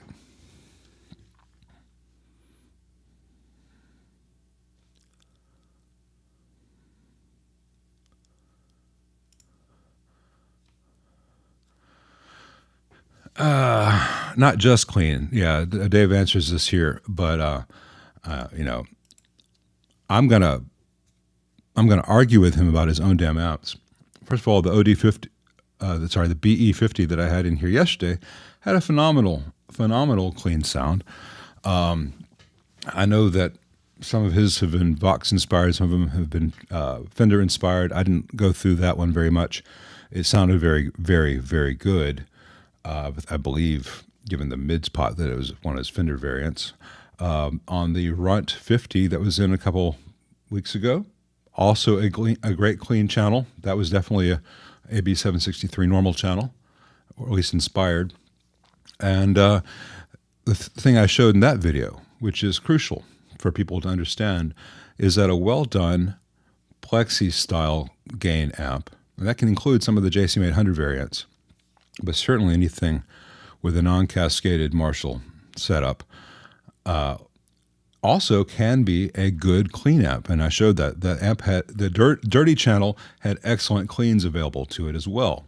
Andy Summers for live use, JCM800s, and the JMP versions, not the later ones with a clean channel. To me, that's one of the hallmarks of a good Marshall-esque amp, is that the dirty channel is also excellent clean. And his Runt series, at least, does that. The BE50 and the B100, a little less because they're really aiming to get to a different kind of drive. It's not the same topology. Yeah, they're garbage. Sorry. The only good Supros in the world today are old ones, which have been restored, and then they're fragile as hell. Or the Sun Dragon stuff my buddy Mitch Colby makes. And he's got the limited edition, which costs more than my house. And then he's got some standard productions, which are merely fairly priced, which means that they are expensive, but they are good. And if you look at what Mitch makes as a Supro clone, that costs a lot more than what comes out with the Supro badge on it, there's a reason for that. It's not because Mitch is greedy. Mitch doesn't need to make these. He does it because he loves them. They're fantastic, fantastic amps that are actually going to sound like a good old Supro and not catch on fire. But everything that comes out today with the Supro logo on it, ditch. The Delta King and the Blues King are the least bad. If you see my videos on them, you can see ways to make them much better, like installing locked washers and upgrading the jacks, because the ones that are in there are made of chewing gum wrapper. But they're the least insulting amps that Supro makes today.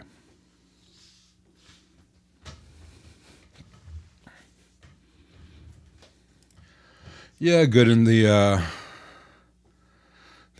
the A sub. It's really simple to change the wiring on a 7199. I think it's just moving pins 2 and 7 or something like that. It's pretty easy. I just don't recall the details right now. You reversed the wires going to your grids. Yeah, that will not only make. I thought you were talking about how the wires were attached from the grids to which wiper of the master volume. But if you swapped your grids from each side of the phase inverter to the output tubes, not only will your presence not work, you're lucky you didn't just have oscillating hell. You might have had oscillation, you just didn't hear it. You would have probably had a dramatic drop in level. I thought you just meant how the pots are wired, as where the wiper goes to the grid or the wiper goes to the preceding phase inverter output. Never reverse your grid wires. That's critical. You're lucky you didn't just have an oscillating mess. It probably did not hurt the amp though. But your presence will go away because you won't have negative feedback anymore. Sorry. See right there, that's a great example. And if Dave sees this still, it'll be a golf clap kind of thing. I'm just going to leave. I'm going to set it so that it just stay up until I turn them off. I'm tired of it going away when I'm talking about it.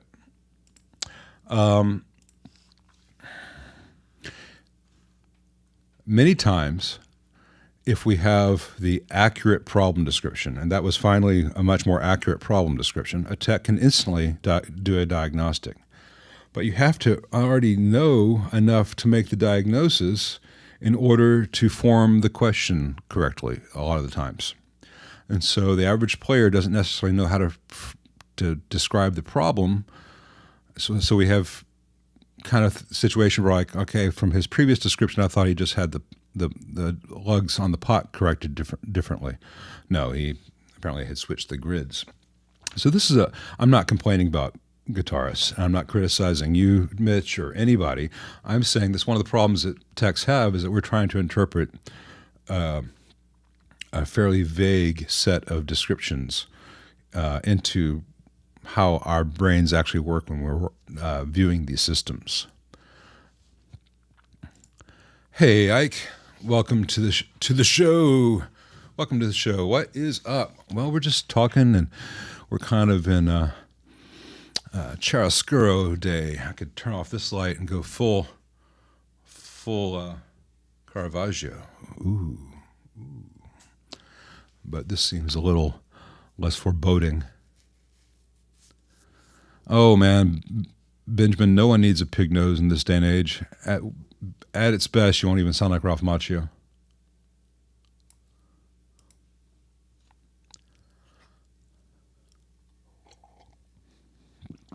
That could be too many things for me to speculate. Man, the JVM series has got a lot of issues, but start with preamp tubes, but there are a lot of needles in that needle stack, so I can't tell you beyond try swapping preamp tubes. Beyond that, needs to go to a tech, because there are just so many possible causes for that.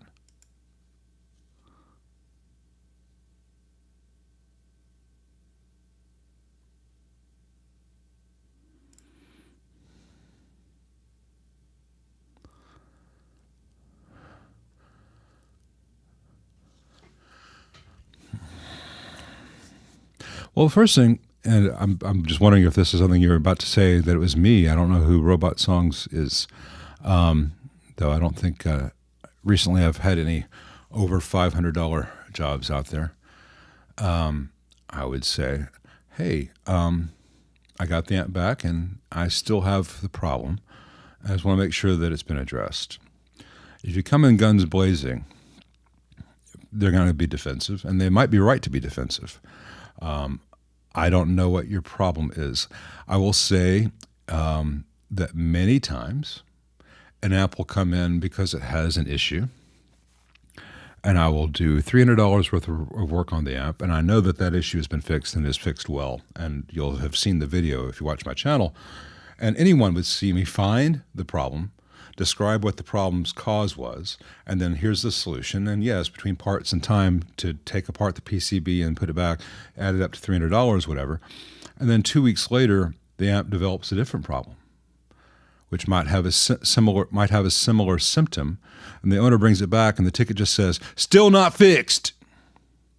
Well, no, before you had a problem where your reverb driver was blah, blah, blah, and now a different tube has gone bad, and it's causing a similar hum, but that other tube was working fine 2 weeks ago.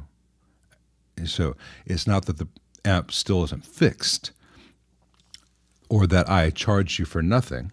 It's that, and this goes back to what I was saying before in terms of interpreting what the player experiences versus how the tech has to view that same stuff. You've got to translate.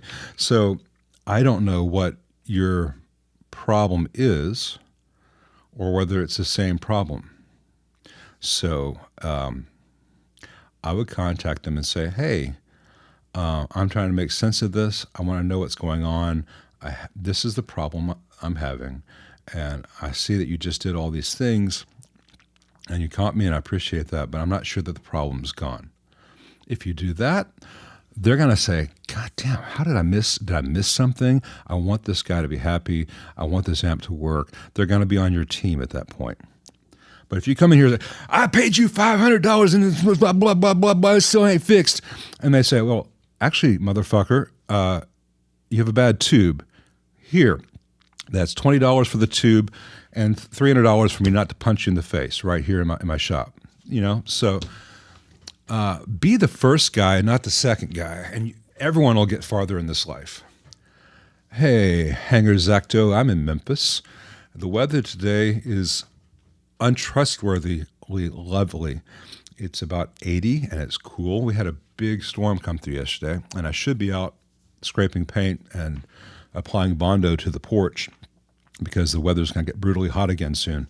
Tomorrow I will be up on the porch. Today I'm just having coffee and talking to you guys and saying motherfucker in the middle of my stream and wondering whether I'll get defunded, demonetized.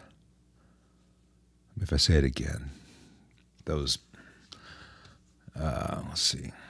If anyone's offended by my language, you are aware that this is a room primarily populated by guitarists. So, have you met a musician? I'm like Prince Charming. So, yeah, I'm looking forward to the Friedman Vintage series too.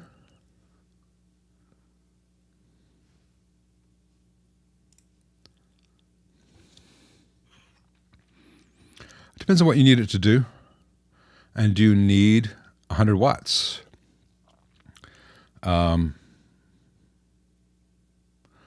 And how clean do you need it to be? Do you just need a clean amp with reverb that's 100 watts? You can get a Katana 100 that'll do a pretty good job of that. It'll certainly sound better than a JC 120 these days. But if you're just looking for a clean rhythm thing, or are you looking for everything a twin does, but primarily, if you're not hung up on the 100 watts, but you're looking more at usable stage volumes, the competition for a twin could be a super reverb. Competition could be an AC30. Sure's got some amazing clean loud amps. There are a lot of companies out there, but I don't know. It may be that the answer is a twin reverb. There's a reason that's just a classic. If you can confuse it, if you can carry the damn thing. 65. Rax effects. The 64 is terrible and overpriced. The 68 is just a noisified, awful sounding version of the 65. Get the 65. Yeah, absolutely, Matt. And I said similar things earlier, but it's not.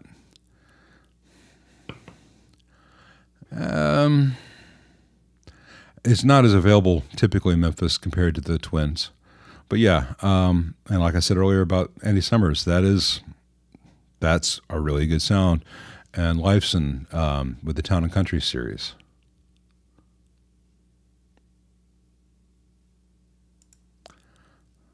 Well, I guess that almost makes sense. I don't really do emojis, My wife does them in text, and I'm always like, why did you make me suffer through that? I don't know what you mean, and I find it alienating, but I heart you too.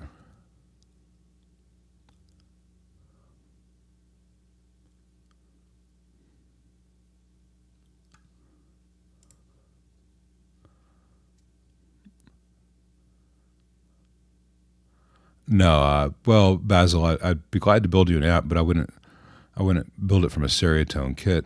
And I don't know what the Model T is. If you want a Harvard, I live 4 minutes from Stacks. I know the sound of a Harvard pretty well, and I've had some actual ones on the channel, but I don't need to look at the Stereotone to build one, and I would not use a Stereotone kit. There's nothing wrong with buying one yourself, either the kit or pre-made Stereotone.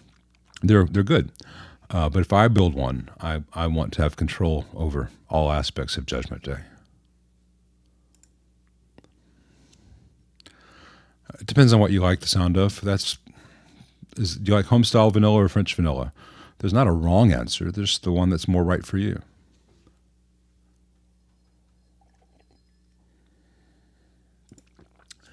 Amen. You and me both, sister.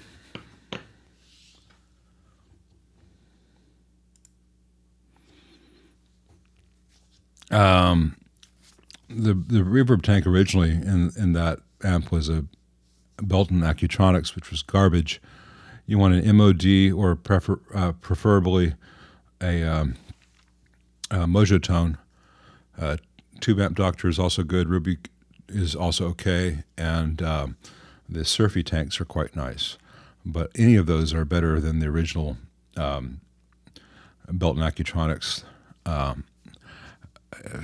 With any amp, if you're not sure about the speaker soldering, get someone to make sure that's good. That's crucial.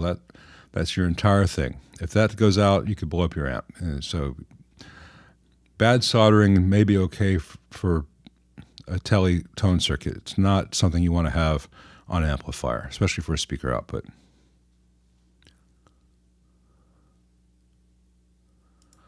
I have to disagree with you, Travis. Don't get the 68. The 68 just gives you more work to do to make it basically good. Get the 65, and you have less work to do to make it usable and quiet. Beyond that, thank you for recommending my mods. But the 68, you're already starting at a point where you have got to do more work. And maybe there's a reason the 68 costs less than the 65. Internally, they're the same amp, they're the same board. They just cut a few traces on the board and repopulate it differently to make the 68. So if it takes them more work to make the 68, but they sell it for less than the 65.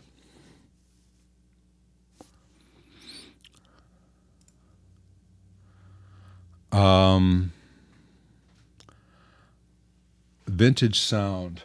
Thank you, love. Coffee fairy time. Thank you, dear.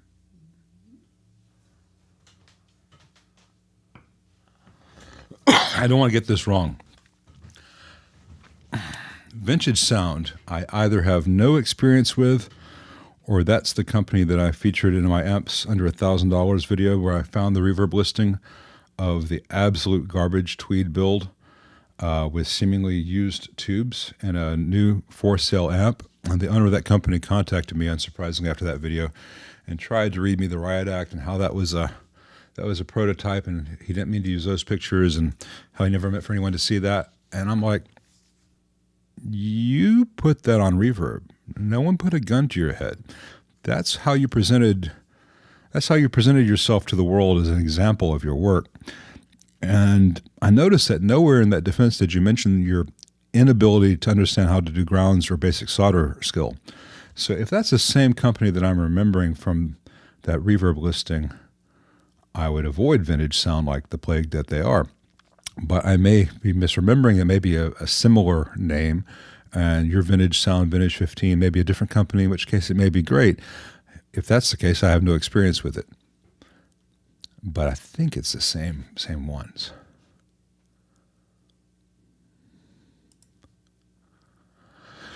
GM, it depends on what amp you have. Oh, okay, there you are. It's 65 Deluxe Reverb. Right now, I am so backed up that I'm only taking in selective things. and I'm not taking in any of the Fender reissue amps right now. I've got 268 deluxe reverbs, and I'm finishing up the super reverb reissue.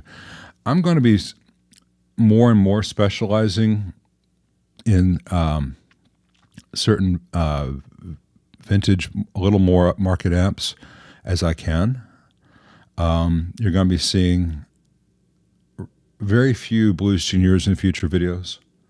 You're going to be seeing no Mesas in future videos because life is too short. I want to work on the good stuff. You will be seeing more reissues, just fewer. And as far as taking things in right now, I'm trying to get some stuff out. And for me to accept work in, there's shipping to and from, and I've got to deal with the boxes in the meantime and the packing. So I'm going to try to be selective and make it worth everyone's while. But if you want that work done and you don't feel like you can solder well, take it to a tech and politely say, hey, I've heard that these mods here in this video make the amp more reliable. If you get a chance, take a look at it, tell me what you think, as opposed to, do these mods I found on the internet, this guy, because no tech wants to be told how to do his or her job. So,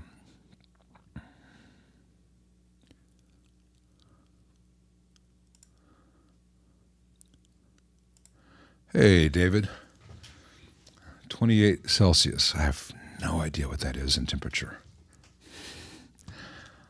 I'm an American, remember?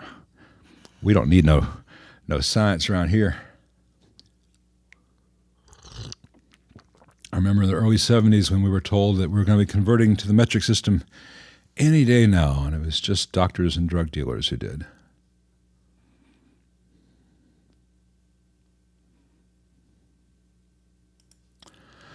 Oh, on those 90s reissue ampegs, they're kind of built iffy. If you have a 90% sound loss, it could be tubes, it could be a bad solder joint.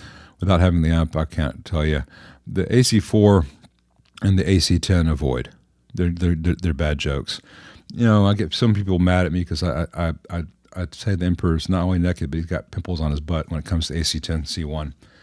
People are like, you just don't. One idiot the other day posted that I'm too much of an AC30 connoisseur. I just can't appreciate what the AC10 is. And I'm like, I feel embarrassed for the people who post that stuff. I'm like, if you knew anything about amps, you'd be mortified that you put that out there in public.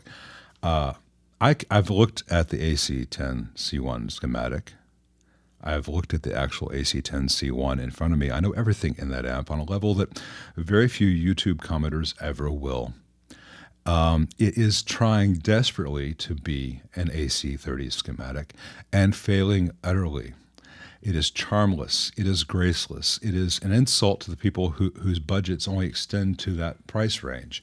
It is designed to be cheap to make and to last about 3 seconds past the warranty. It has obvious glaring points of failure, and those points are exactly what fail. The service that amp needed should have been unnecessary because they should have used higher wattage components on the things which draw actual current, which have actual power dissipation. The amp has a cut circuit set to stun. It's very easy to modify that thing to sound better. They don't. But the main criticism, aside from all the longevity and crappy build quality and the terrible sounding speaker and the cab with no room to add anything really much better, is the fact that taking that entire signal out of the preamp and squashing it down and attenuating it, but not quite enough to go into a op-amp-based effects loops or reverb, whatever it is. I don't remember if it has effects loop, but it's got reverb and tremolo. So a little solid-state thing with only a 5-volt unipolar supply. And if you don't know what that is, then don't criticize my opinions on these things, people.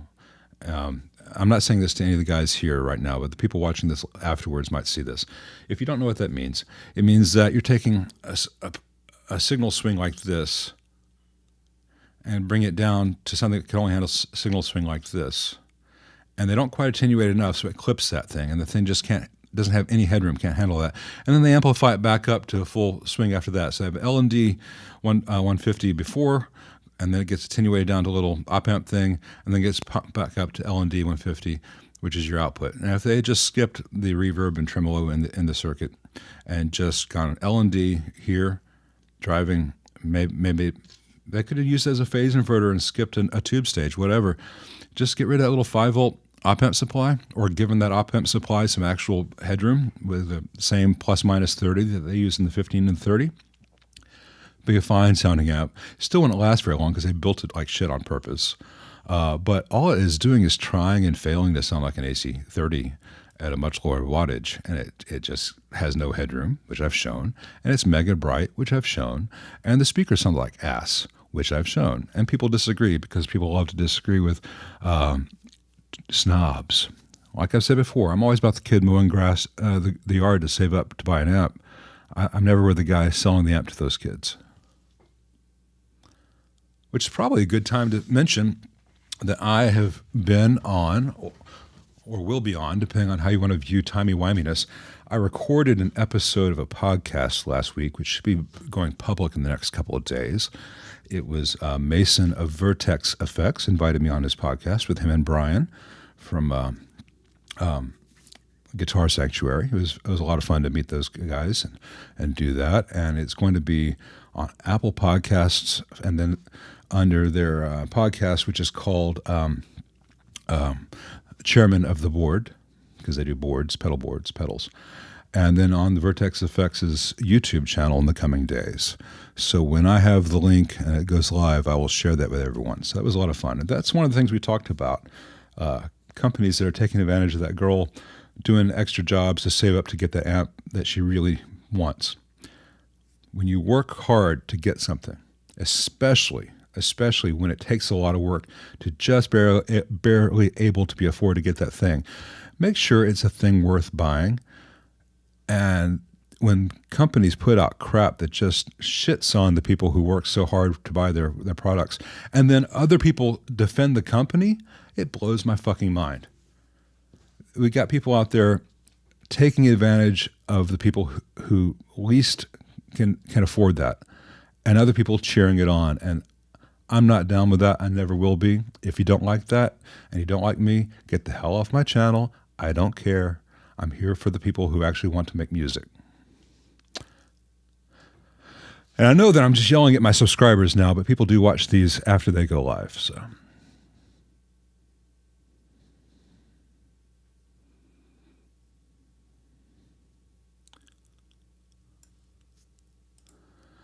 hey, Ike. Yeah, Bassman and Trend Reverb. Best way to put this. From 64 to 68-ish, we're going to call all the AB763 variants. All the AB760 variants, and that's the Deluxe, that's the Super, that's the Twin, that's the Pro, that's the Concert, not the Concert, the Vibra Lux. All the preamps are the same. One variation is the Super Reverb had different mids caps than the others. The Super Reverb had 22s, all the others had 47 for the mids. Other than that, the preamps were all the same. The only other change on that board was in the phase inverter. The 6L6 amps typically had a 100 ohm resistor, where the V6 amps had a 47 ohm. So that same board was used with that one resistor changing, or the two caps changing for Super Reverbs, and all those amps. The output section is the same, though they'll have different numbers of tubes or different types of tubes. And with that, they have different transformers with different primaries and secondaries and different voltages. And the bias supply will change, whether it's tube rectified or solid state, whether the that's power, not bias, or the bias has some variations as well, whether it's adjustable or just truly fixed. But those are all pretty much the same. The Bassman is an outlier in that it has a very different topology, and they had several different variations on that. The channel itself on the normal channel of a Bassman is pretty much the AB763 normal channel. It has an additional gain stage on some, like the AB165. On others, like the A864, it's the same channel. The bass channel is the same thing, done with different values to get the deep response. And, it's for bass, it still sounds good for guitar. The output section stayed much the same. It just didn't have the reverb and tremolo. But then they changed the output section for the AB165 with some local feedback on the plates. I find it very noisy for what it is. I do like the AB165 preamp with the AA864 output section, but that's getting in the weeds. But yeah, they all of the Black Panel era, the circuits share an awful lot, and the Princeton has a lot of the same reverb, same DNA, though it only has one channel, and the bias tremolo. The tremolo is done differently than it doesn't have the opto trim, it has a bias trim. But yeah, all of the 60s Fenders, the classic ones, share big chunks of the same design. Most of the models have the exact same board in all of them, and that's genius. I think it's time for us to take another 7-minute break because my back teeth are doing that trick. And if anyone's watching after my little diatribe against bad products being foisted on people, I'm sorry if I offended anyone. No, I'm not at all. See you guys in 7 minutes.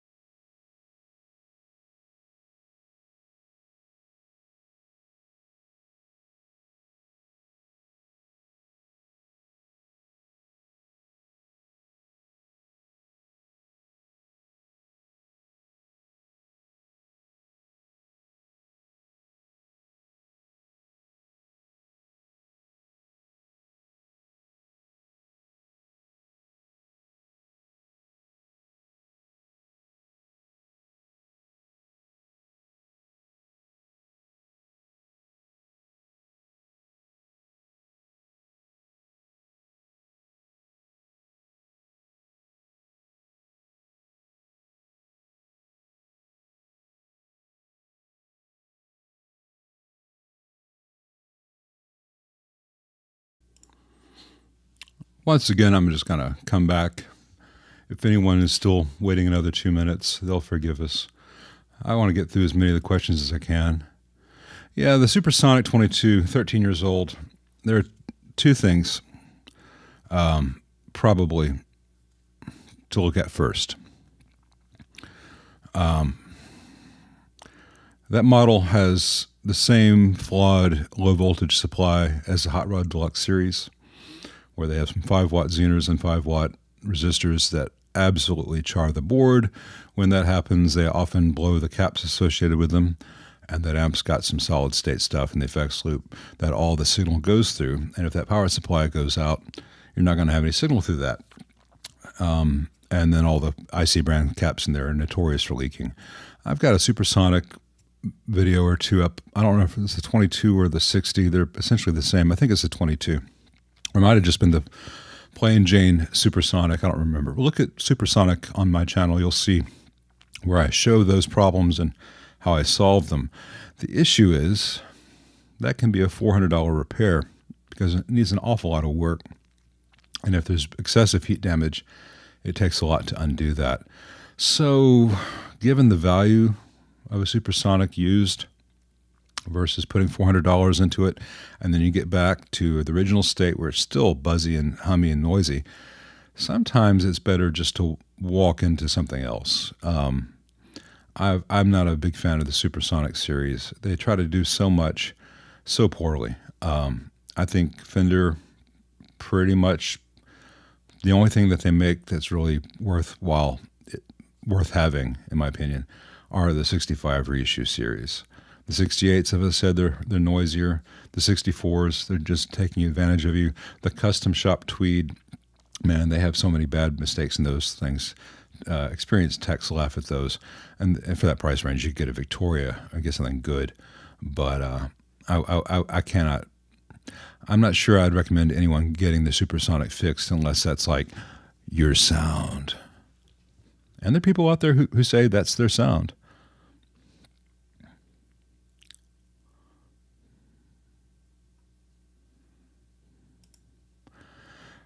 Matt is not wrong. Assuming everything else is working well in the amp, the speaker is crucial. That is what we're actually hearing. You can see everything inside an amp as ways to manipulate the output transformer, and the output transformer then is sent to the speaker.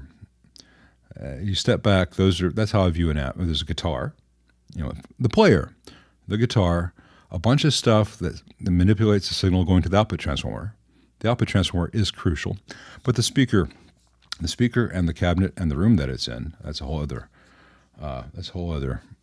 live stream just on that. That's the thing. So you get a deluxe reverb reissue, 65, without any changes made to it. It's really bright. You may not know it because that C12K kills everything. It's just a terrible flat sounding thing, and you think, well, that reissue doesn't sound nearly as good as the real ones.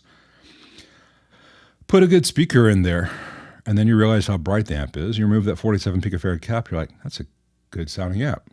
And you could almost like the cheapest $40 Jensen Mod 12-inch speaker is going to sound better than the C12K. But get an Alejandro, get a Creamback 65, get Vintage 30, get the ET 65, get the G12C in one of those with no other changes made. Phenomenal sound. Phenomenal sound. And all you've done is change a speaker. Sometimes you can get a $75 speaker in there. Sounds like $1 million. Hey, Sonny.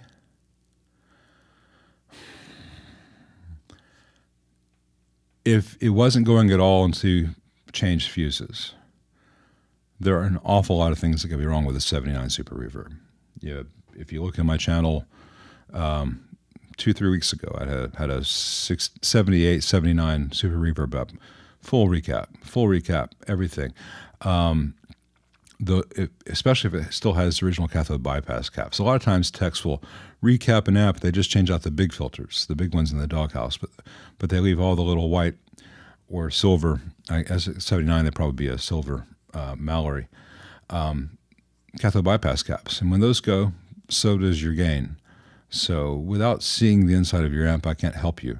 I wouldn't throw tubes at it until I gave it a visual inspection, or just made sure you didn't have a broken solder joint. Those old boards in any fender, they warp over time, and when they warp, they put strain on solder joints, and a lot of times, especially on the horizontally mounted components, you'll just see, hey, that lead has just popped out of that solder joint. There's a little hole in the solder where it used to be, and it's just floating in space.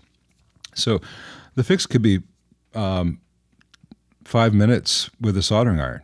The fix could be a 2-hour recap. The fix could be something drastic, but it could be something really simple. Or you may just have one bad tube. Like if it's just the reverb vibrato channel that's low volume, that's V2 and V5. No, sorry, V2 and V4.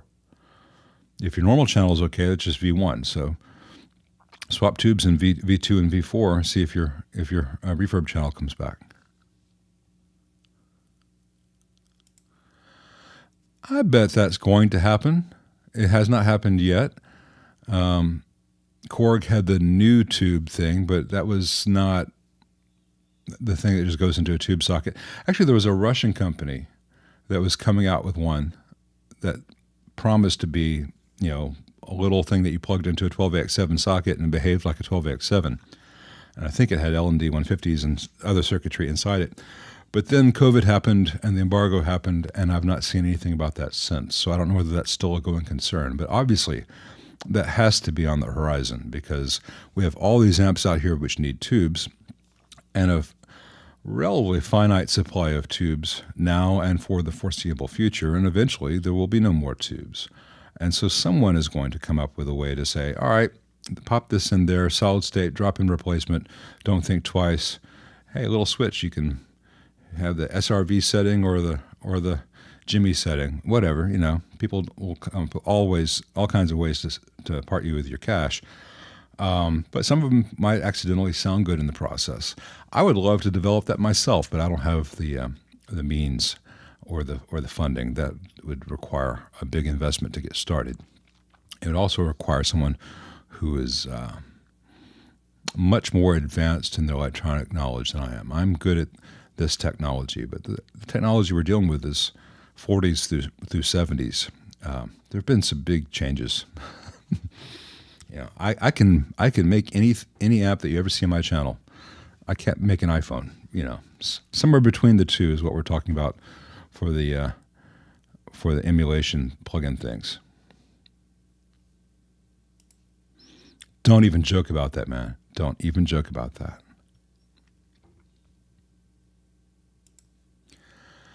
It's really easy if you already do this for a living, but a lot of the things that you have to do to make the 68 sound good are unnecessary with the 65.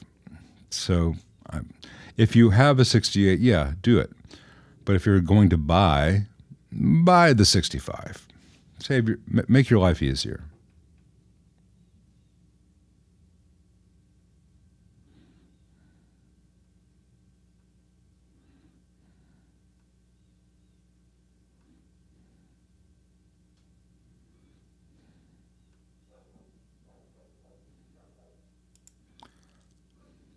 Thanks, GM. Appreciate that very much. I've already answered that earlier, but I do appreciate the super chat, as will the cancer charity that's going to. I'm going to be accepting more stuff, and I'd be interested in working on your amp, but I don't want to take your amp in and have it sit here for 2 months before I even get to it. I'm going to try to not do a 3-hour one today, but I don't want to miss any questions. So I'm going to try to get past some of the I'm going to try to just nail through some questions and get caught up because I'm not caught up yet. Yeah, I'm going to keep playing with the timing, milliseconds late. Okay, it's fun. I don't have any experience on the Reinhardt stuff, William.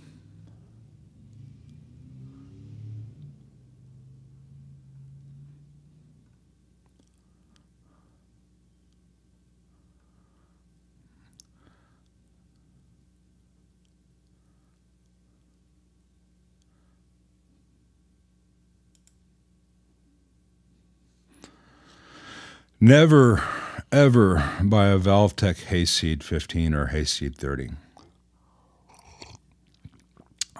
I don't mean to contradict you, Kevin, but I've been inside of them, and I've tried to fix them. I've actually successfully fixed them.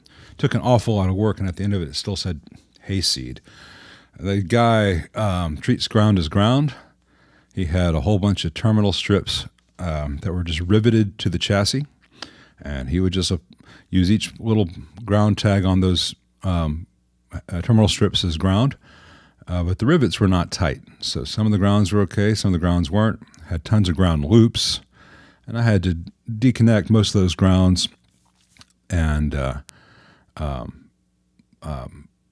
run wires to actually steer a ground to make it sane. And a lot of the terminal strips were so loose on the rivets, I had to drill out the rivets and put in screws and machine screws and nylock nuts, etc. Never has an amp deserved the name as much as a Hayseed. And I know that they were the darlings of all the forums 15 plus years ago. But most people who review amps out there on the forums and on YouTube channels never show the inside of an amp or understand what they're seeing if they were to open one. This morning, I was out on the porch having my first of many cups of coffee today, and I saw a review that said AC30 50th anniversary reissue. Is this the best amp I've ever played? And it was some channel that seems to do an awful lot of guitar and amp reviews and has an awful lot of subscribers, and they played it. And it sounded okay, but they never. I didn't watch the whole thing. I just scrolled through. They never opened the amp up. They don't know what's inside it. It may be a fantastic amplifier. It may be a piece of shit. It sounded okay in the clips, but as I've discussed, I can make any amp sound great on playback. I don't know what it really sounds like in the room based on a lot of YouTube videos. And I know I do YouTube stuff as well. And I know maybe I'm making myself open to ridicule by saying that, but as I discussed in last week's live stream, I try very hard to present things accurately here, and sometimes at the cost of being entertaining. But most people doing amp reviews are just reading the spec sheets given by the manufacturer.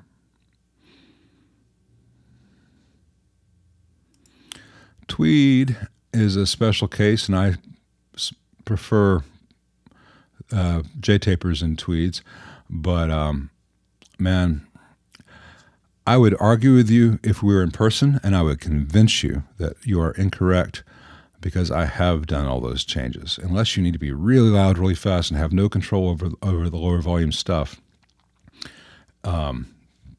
linear volume pots are bad things. But I don't want to get into an argument here in this forum, especially when I can say a million things, but the time it takes you to type a sentence, it puts you at a disadvantage. I think you and I probably would get along just fine, Matt, if we met each other. And you're just young and are still wrong about that one thing, and I'll convince you otherwise if I ever get the chance.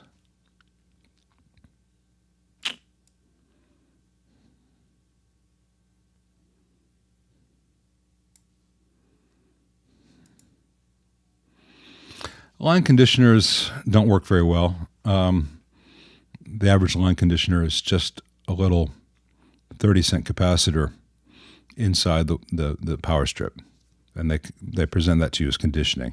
It'll take some nastiness off, not much.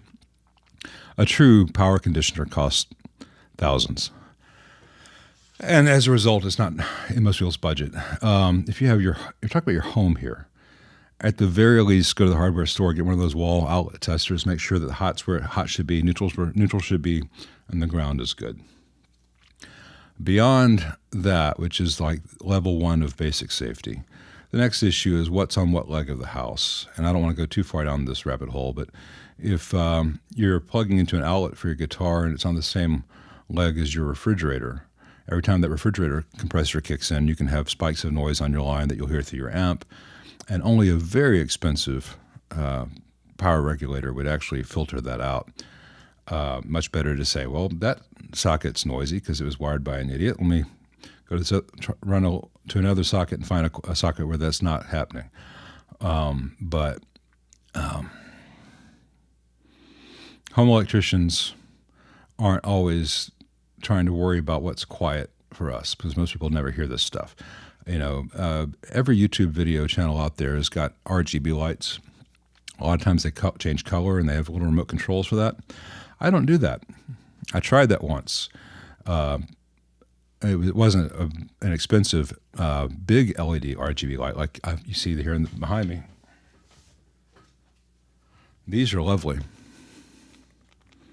Ooh. But it was just a little rope light LED stuff, color changing. I thought it'd be pretty to like over there where I do playing demos, have the amp against the wall and then the colored LEDs on the floor behind the amp, just to make the wall glow different colors behind the amp. Well, if you put that stuff behind a guitar amplifier and you turn it on, the amplifier goes bzzz.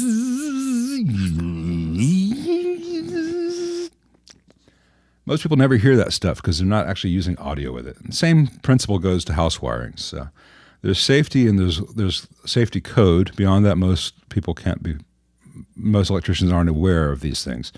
That's why when people install actual studios in their houses or their garages or whatever, they have a new separate leg brought out just for that, and it gets expensive. I've had guys in old Midtown houses here just having to run extension cables out to the garage just to get their amp plugged into something that was not shared with every other appliance on the house, let alone a dimmer switch or one of those stand lamps everyone has in dorm rooms which have the dimmer switch on it. Pay attention to this. Pay attention to this. This is backwards. This is what you need to know. I'm going to get good at that one day.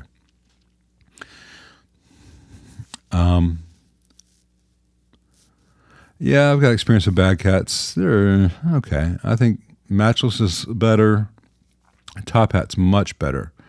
I'm not crazy about some of the things Bad Cat does, specifically when they use a metal capacitor can clamp for a tube base. I've seen things, man.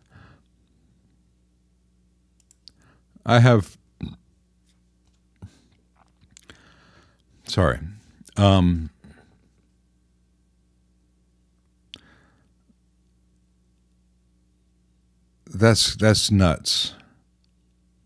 That's nuts. I mean, first of all, don't buy an Epiphone Valve Junior, whether you're going to mod it or not. Don't buy one. If one is modded, don't buy it. It's a terrible thing. Second of all, the cathode bypass cap on a Valve Junior is going to have a resistor there as well. And adding a 3.3 meg across that is going to very slightly, undetectably lower that resistance. That's it. I'm not sure that that's the actual mod that was suggested, or if that's someone's understanding or mistranslation of the mod.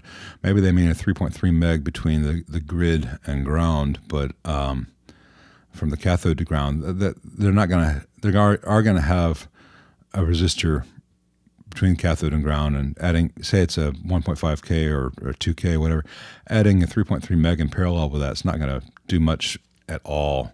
That would be within the range of tolerance of the resistor. Specifically with the Valve Junior mods I see out there, it's a lot of the blind leading the blind, or people with just a little bit of experience telling people with no experience what to do. The main thing is don't buy a Valve Junior. There are better sounding amps in that same price range, or mow some more lawns and buy something worth having. I know that sounds mean, but it's real. It's real. I don't want to go too far down this, but there are tubes which are voltage amplifiers and there are tubes which are current amplifiers. A 12AY, a 12AX, a 5751, these are voltage amplifiers. A 12AT, a 12AU, these are current amplifiers. And you can interchange any of them safely for the most part. You may or may not like the sound. AY is essentially, people who know this know that I'm dumbing this down, but it's essentially a 12AX7 with less gain. A 12AU is essentially a 12AX7 AT with less gain. There are differences, and they'll affect cathode bias, and they'll affect load lines and stuff, and you'll hear that. So if you like it, it's good. If you don't like it, it's bad. Any of them generally are safe, but I think people get way wrapped up in this kind of thing. Remember this. Everyone remember this. No one ever got rich selling metronomes. Every player you want to sound like has spent more time with a metronome or actually playing with people than they have rolling tubes.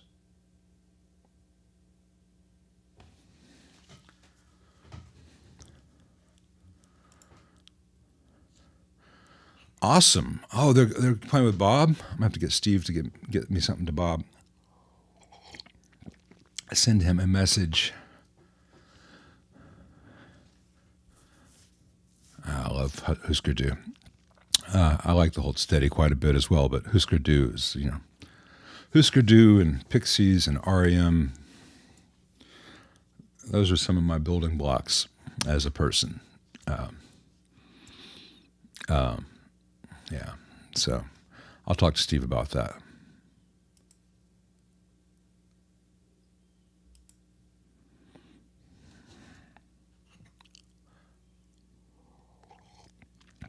I have not heard a 67 Deluxe Reverb with 2x2 10-inch speakers, but I've heard an awful lot of Vibroluxes with the 2 10-inch speakers, and I'm inclined to believe you.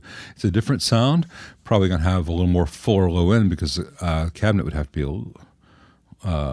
well, actually, if it might have just changed the baffle. But anyway, I've not heard a Deluxe Reverb in a 2x10 cabinet or a 2x10 baffle installed in a Deluxe Reverb cabinet, whichever you have. But if you like the sound, you're obviously correct, and I imagine that it's just fine. It's funny, one 10-inch speaker is okay, just okay. Two of them,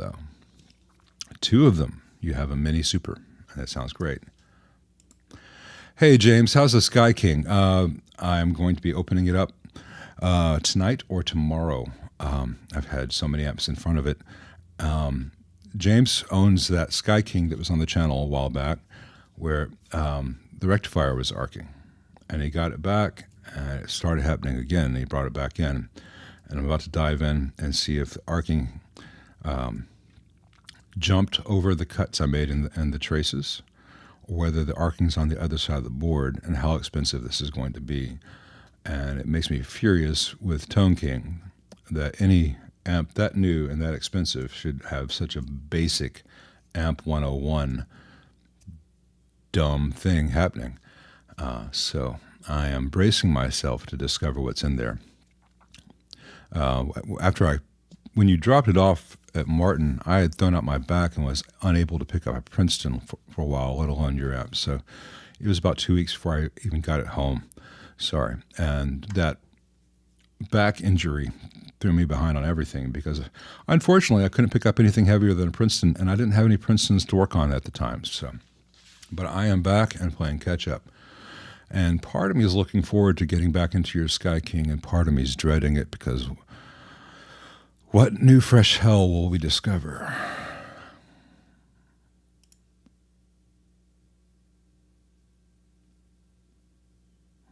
I think so, but check the data sheet.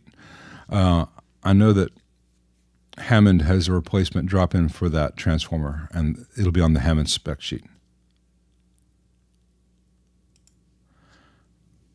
Hey, yeah, this is called Ecamm Live, ECAMM, but it's Mac only, sorry.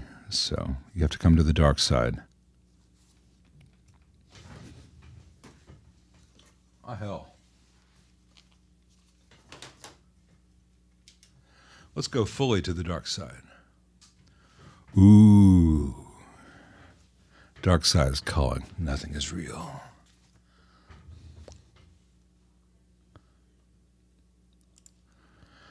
Thanks, Toussaint. Vintage, if you can swing it, and it's in good shape. The modern ones sound really good with a few basic tweaks, though. If you look at my channel 3 days ago, I did some reliability upgrades. I did 3 videos on a super reverb reissue, and it's come out really well. I've got to do a few tweaks on the tremolo circuit and install the new speaker cable and plug for it, because the black molded plastic is not something that I like to see free out there in the wild on any amp that I've got my name on, at which point we'll do a real playing test. But the reissues are very good, and Joe Restivo, who's been on my channel a lot, very pro player, and he has some nice vintage amps. He also has a 65 reissue that I upgraded for him, and he uses it all the time on festivals, and it sounds like the real deal because he's the real deal and he's playing it appropriately. But yeah, either is a great choice if you want something that gives that sound and you're fine with that wattage and you're fine with the size and weight. But yeah, if you have the funds, 70s or 60s, better. But there's no shame in getting a 65 reissue and putting some money into it. That said, there's some late 70s supers that you can get for like $800, which is about the same price as the reissue, just because people don't want the larger amps typically on the used market. Princetons and Deluxes have gone way up in price. Twins and supers have gone down. 30 years ago, it had been reverse. Thanks for looking that up, Spikes 50. Appreciate that. Yeah. Like I said, check, verify. All right, 3.73. All right. I thought it might handle it, but they've got so many variations on the Blues and Hot Rod series. I wasn't sure. But in general, if you have a Fender model, you want to know what the specs are, find the drop-in replacement that Hammond sells, because Hammond publishes the spec sheets on theirs. I do not. Sorry. 3.75 amps, sir. I don't remember where the page actually had to start off with a Coronado. Whatever amp he used, I don't remember. It was like dropped off a truck or a car, and it broke, and some local guy fixed it and did a sub and changed the sound, and it sounded great for what he did. And Mitch Colby had Page's actual one, I don't remember, Coronado or Thunderbolt, whatever, 16, I don't remember. And so he knows what's in the actual amp, and he got Jimmy's permission to reissue that. And they did a line of limited edition, hand-wired, blah, blah, blah, all vintage components. I think they were signed by Page. And then it did a line after that of production Sun Dragons, which are still phenomenal. I had one of that model, and I don't remember which one it was. And I looked at the schematic, and I thought, well, that's weird. What happens if we do this? And I made some changes, and it sounded very Zepp appropriate to me.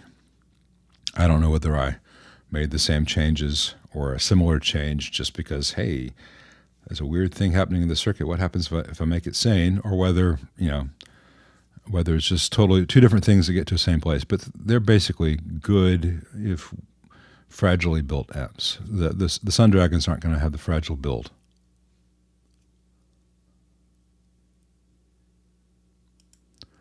Yeah, the modern stuff that says Supro, they bought the name Supro. They bought the right to use that logo and to use those old model names. And sometimes the new models will even have the same wattage and two types and speaker size as the old ones. The circuit's rarely the same. The build quality, I mean, the old Supros were not well built. The new ones are built even worse. They're just buying a name that they can sell you. Imagine if Apple Computers goes out of business and somehow I buy the right to sell things as Apple Computers, and I sell you the new reissued iPhone, and inside that it's a Fisher-Price walkie-talkie in a really pretty outside case. Ooh, it's an Apple iPhone.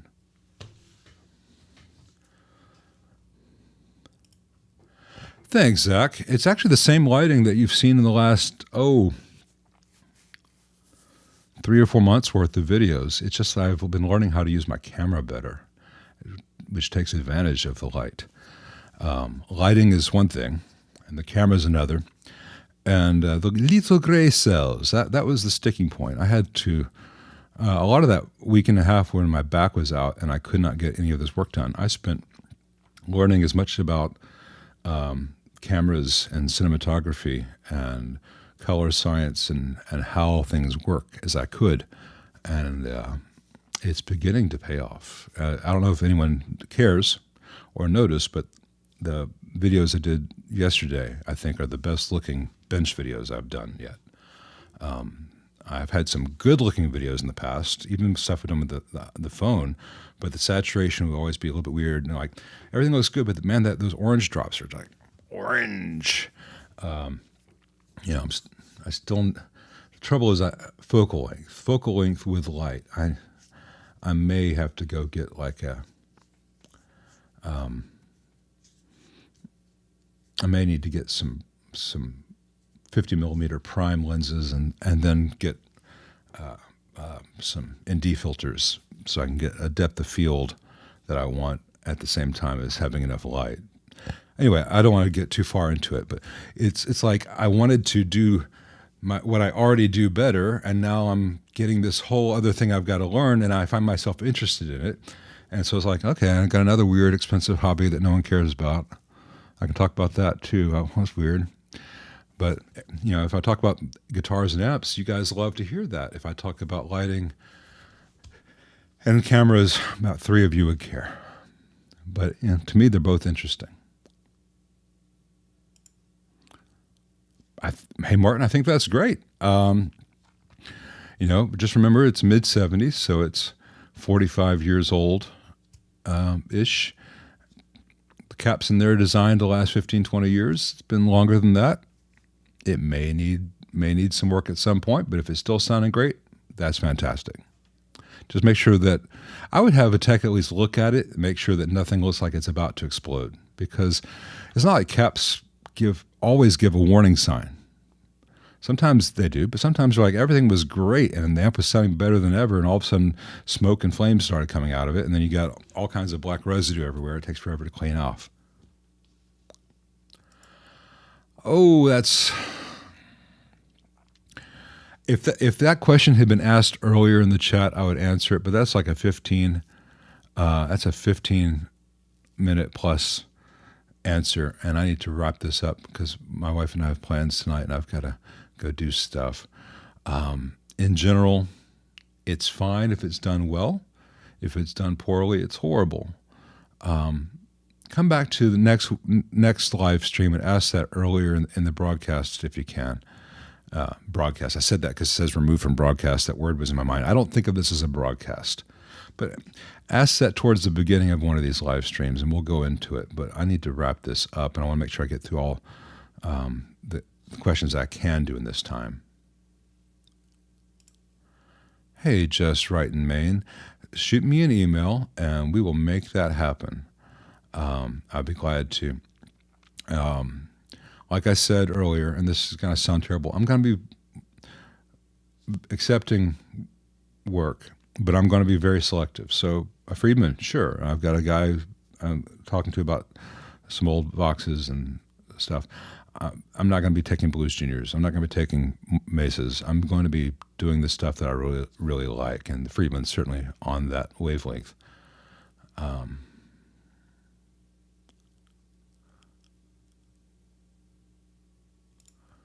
Thank you, Robot Songs. That's also going to the charity. Appreciate it. Yeah, I mean, it does what it does. When it stops doing that, it's usually cheaper to get another one. People give me all kinds of hell because I didn't try to fix that kid's amp and charge him money when I had no guarantee of success. And someone just was really ugly about it the other day. Old post, fresh hate, saying I was incompetent and didn't know anything about amps and stuff, and how easy it would have been to fix that. I'm like, well, you fucking fix it. I got an amp here for which there are no schematics if you're not a Boss authorized service center. Boss doesn't do component level repairs on that. Boss has their authorized service centers to swap boards. So if it was in warranty, I'd be like, okay, I need a new blah, blah, blah board, pop that in there, send it out, done. Once it's out of warranty, it's not supposed to be fixed. It might have just been this chip that was failed, and I could have changed that chip. And I even looked up a video on that, and someone had thought, it's probably this chip. And it's like a 32-pin chip or 64-pin chip. It's a lot of work to change that out. He changed it. Same problem the amp on my bench had. Didn't fix it. It could have been any of a number of things causing the signal to cut out right at the output. Could have been a cap, could have been a blown resistor, could have been an open ferrite bead. Without the schematic, I didn't have a starting point. For me to even get in there and trace a signal from where it's present to where it goes away would have been an hour or two. For me to then say, all right, well, it's this part, and it's a 64-pin thing, and I've got to do that, but because this failed, it's likely that these other 5 things need to be changed.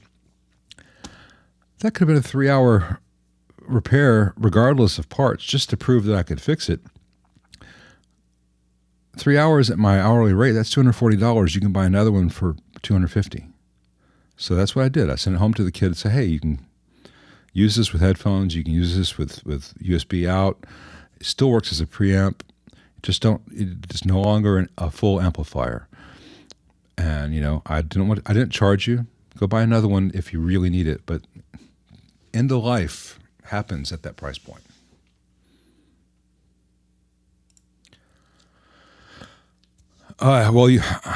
So you asked me which Princeton to buy, and before I can even reply, you buy one. I'm glad that you lucked out and got the one that I strongly suggested, but you couldn't wait the 30-40 minutes it took me to get to your question. I'm glad you got lucky. You'll enjoy the 65. Yeah, the short decay tanks are, and so are the medium decay. And I've tried both. It really depends on the tank. I've found Mojotone short decays, which sound more like the medium, and mediums that sound more like the short, all of which sound more like the old Gibbs Accutronics long decays. It's always fun. Thanks, Rob. Thanks for joining us. I'm saying this long after he left. No, I've had one someone brought in for service, and I declined to open it up because it was worth less than my bench fee. If that's the same company I was thinking of, would not surprise me.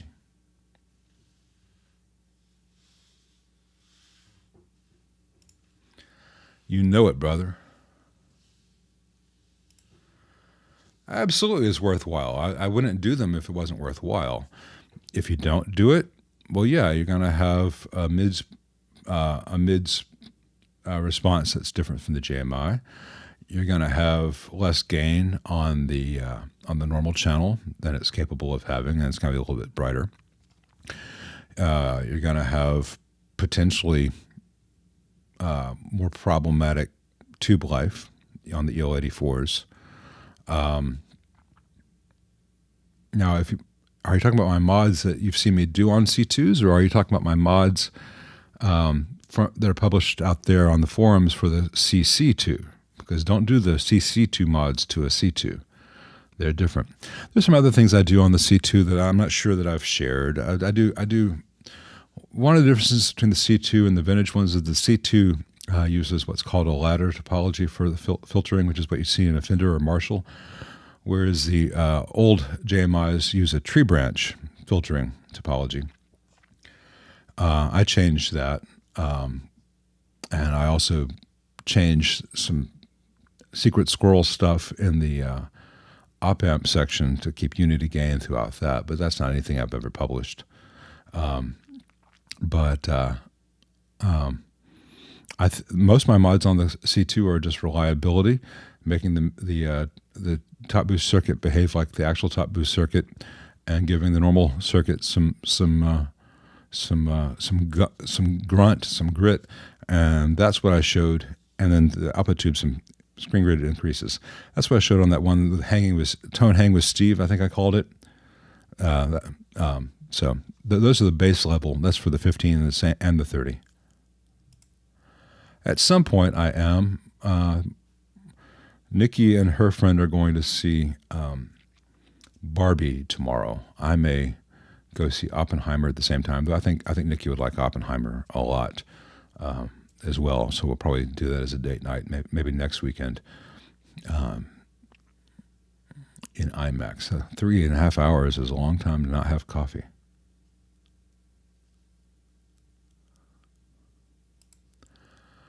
Hey, Richard. Thanks for the snow pants reference. I think I saw your question earlier and answered it, but yeah, I have no experience with Amp-Man amps.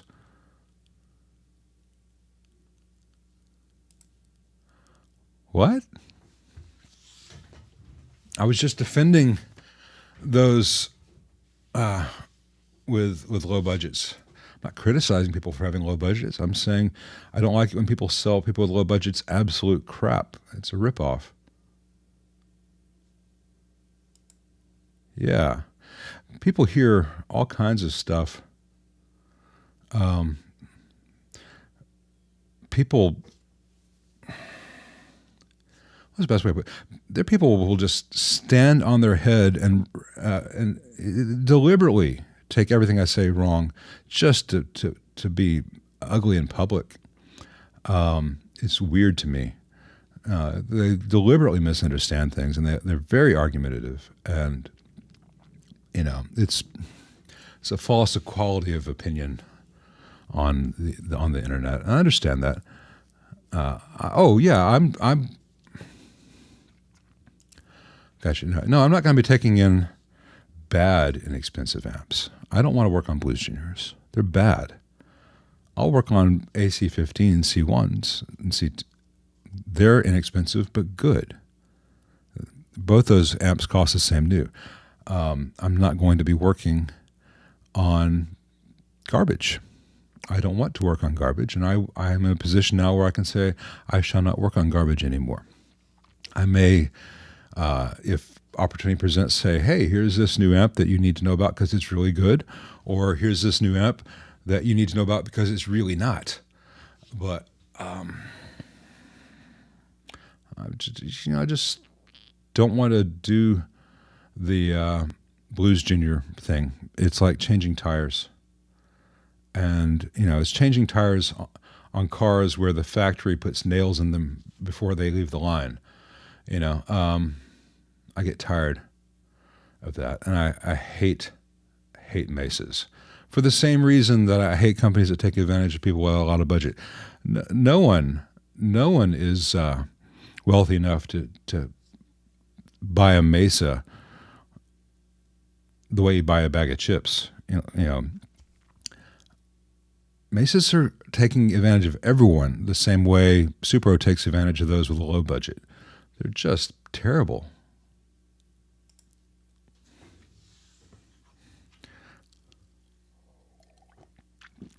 Yeah, your pickup is responding to the magnetic field. If you were to look with magnetovision, there's a big donut field coming out of your power transformer, and there's another one coming out of your output transformer. And, I test high gain amps here, and I have to move away from the bench to do it, especially with like a 5150. My God, the output transformer is right there at the rear where I'm sitting. And if I'm within a foot, I get Squeal City. That's normal. You're not going to be playing that close to the amp. You see Hendrix, humping his cabs and all that at Monterey. It didn't sound very good, but that's the whole point of that scene is, was generating noise and summoning the storm. But if you're just standing there but next to it and it squeals, back off from the amp. It just happens.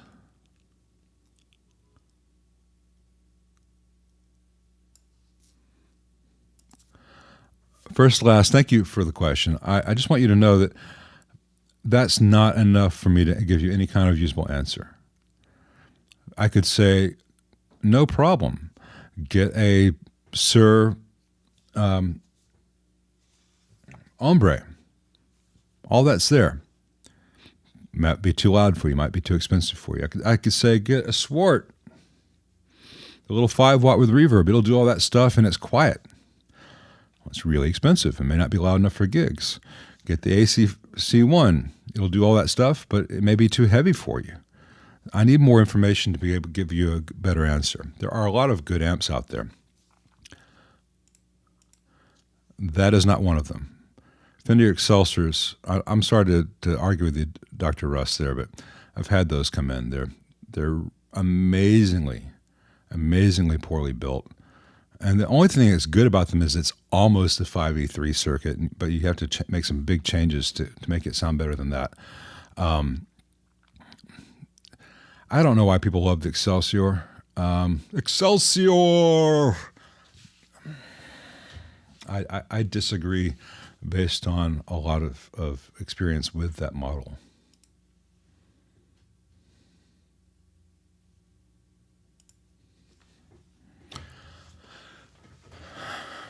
I prefer ceramic to mica for almost anything, both for sound and longevity and reliability.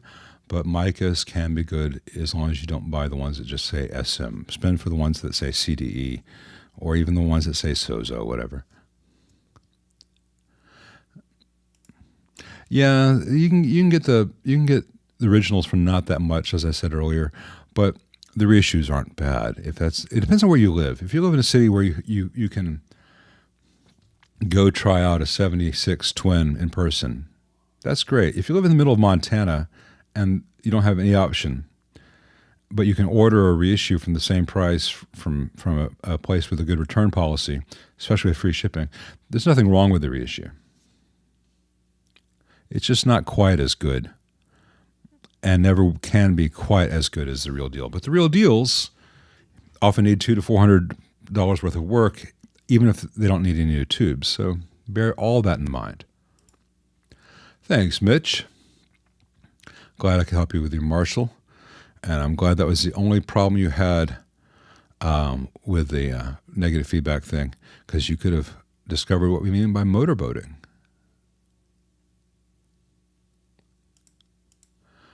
Alan, you will be docked from your wages. All right. I need to start wrapping this all up because we're coming up on 3 hours. And I told my wife we'd probably only go about 2.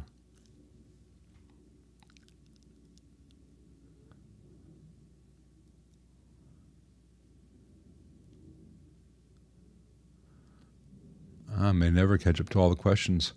It looks like, though, that between Matt and Brad, a lot of the questions have been addressed in much the same way that I would. And, you know, Dr. Russ, please take my disagreeing with you in the spirit with which it's offered. I'm not trying to say, you're wrong and I'm right. I'm just saying that I have seen people say very kind things about that series. And it has not aligned with my experience with them, either in sound quality or build quality. All right, now I'm just at a point where I called Matt Field young. Yeah, he's a whole 9 years younger than I am.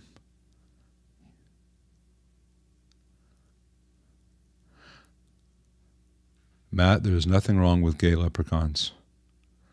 It's the trouble is RGB goes bzzz to amps. Yeah, I don't like the look of the RGB kits in PCs. I'm trying to get to see if there's any super chats I've missed or getting closer to the end. I need Mr. Floating Head. I need someone to spoon feed me questions. But yeah. Brad's. Here's the thing, Brad. Every time I come to you off group, so to speak, with like a photography test video I did or a lighting setup, you're like, looks great, make more videos. And I'm like, okay, he doesn't care. I thought he liked photography. So you've shut me down pretty hard on some of those things. But if you're really interested in it, I'd love to talk to you about it because very few other people are. You know, our mutual friend Lane who does lighting for a living in New York television stations, I try not to ask him too many questions because that's literally asking for something major for free. If he volunteers information, that's great. But and I'm sure when I talk about my color experiments, guys like Wes are laughing at me politely. Yeah, we'd love to. I've got to figure out how to do that. One of the reasons I chose this software, besides the fact that it's not a buggy POS like OBS, I'm complaining about a free open source thing, but OBS is just so focused on game streaming. It's not very useful for this. Anyway, Ecamm Live allows me to have people join me. I've got to figure out the parameters and see if I can make that work with whatever software Brad's got. But we will figure it out because we need to do that. It'd be hilarious.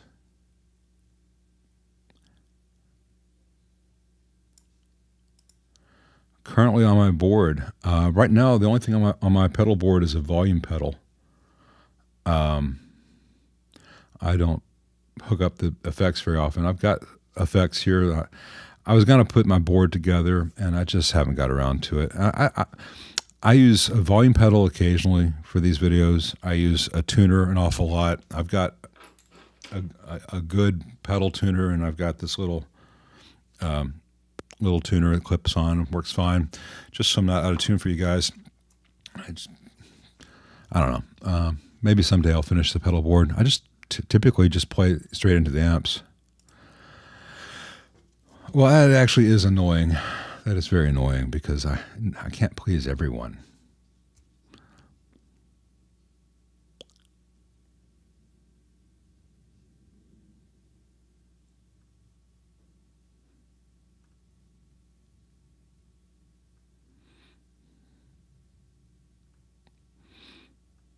I'm trying to make sure I haven't missed anyone. See, we're all good. We're good, Russ. I try not to burn any bridges. And I'm on here with you guys, at any rate. Supro can jump off one.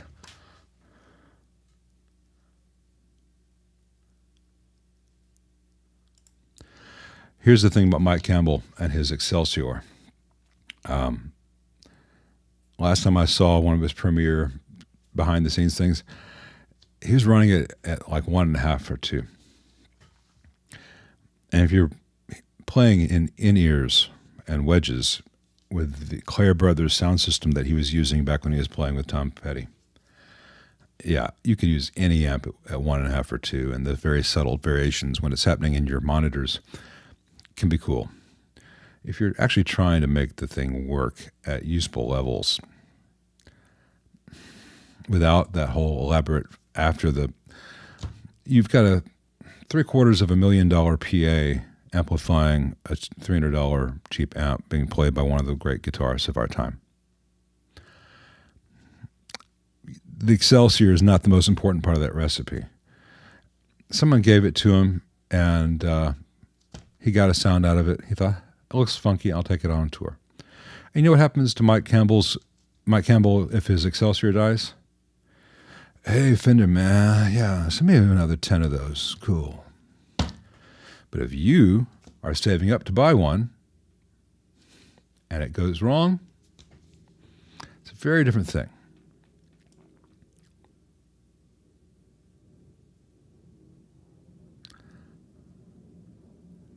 You should always skip yard work and use me as an excuse.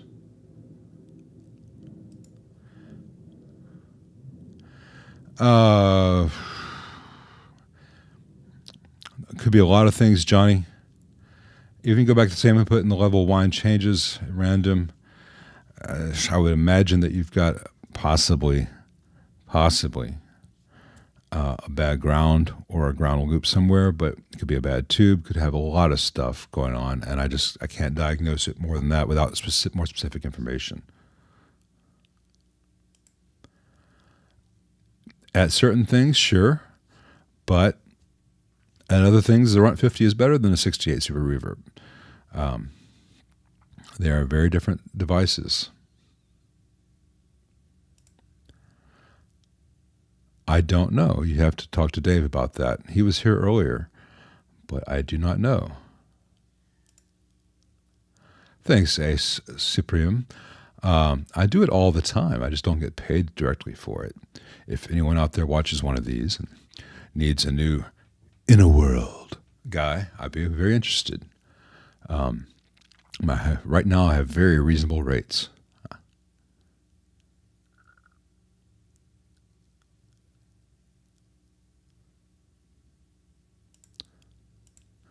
Way to go, Brad. Thanks, man.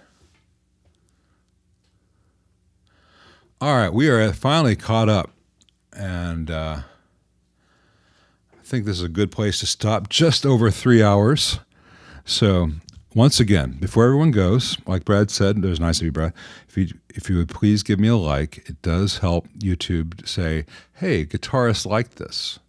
So I've got 1 thumb down and 86 thumbs up. So I just want people to know, if you thumb it down, that's fine. It still counts as feedback. YouTube still likes to know that and thinks good things about me. But here's what I don't understand. To be viewing this in live, you have to be a subscriber.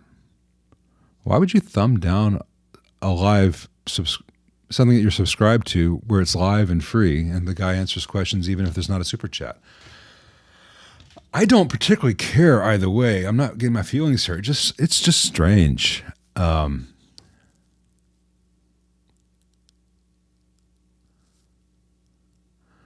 I'm 6'2" in without shoes. I'm 6'7" in heels.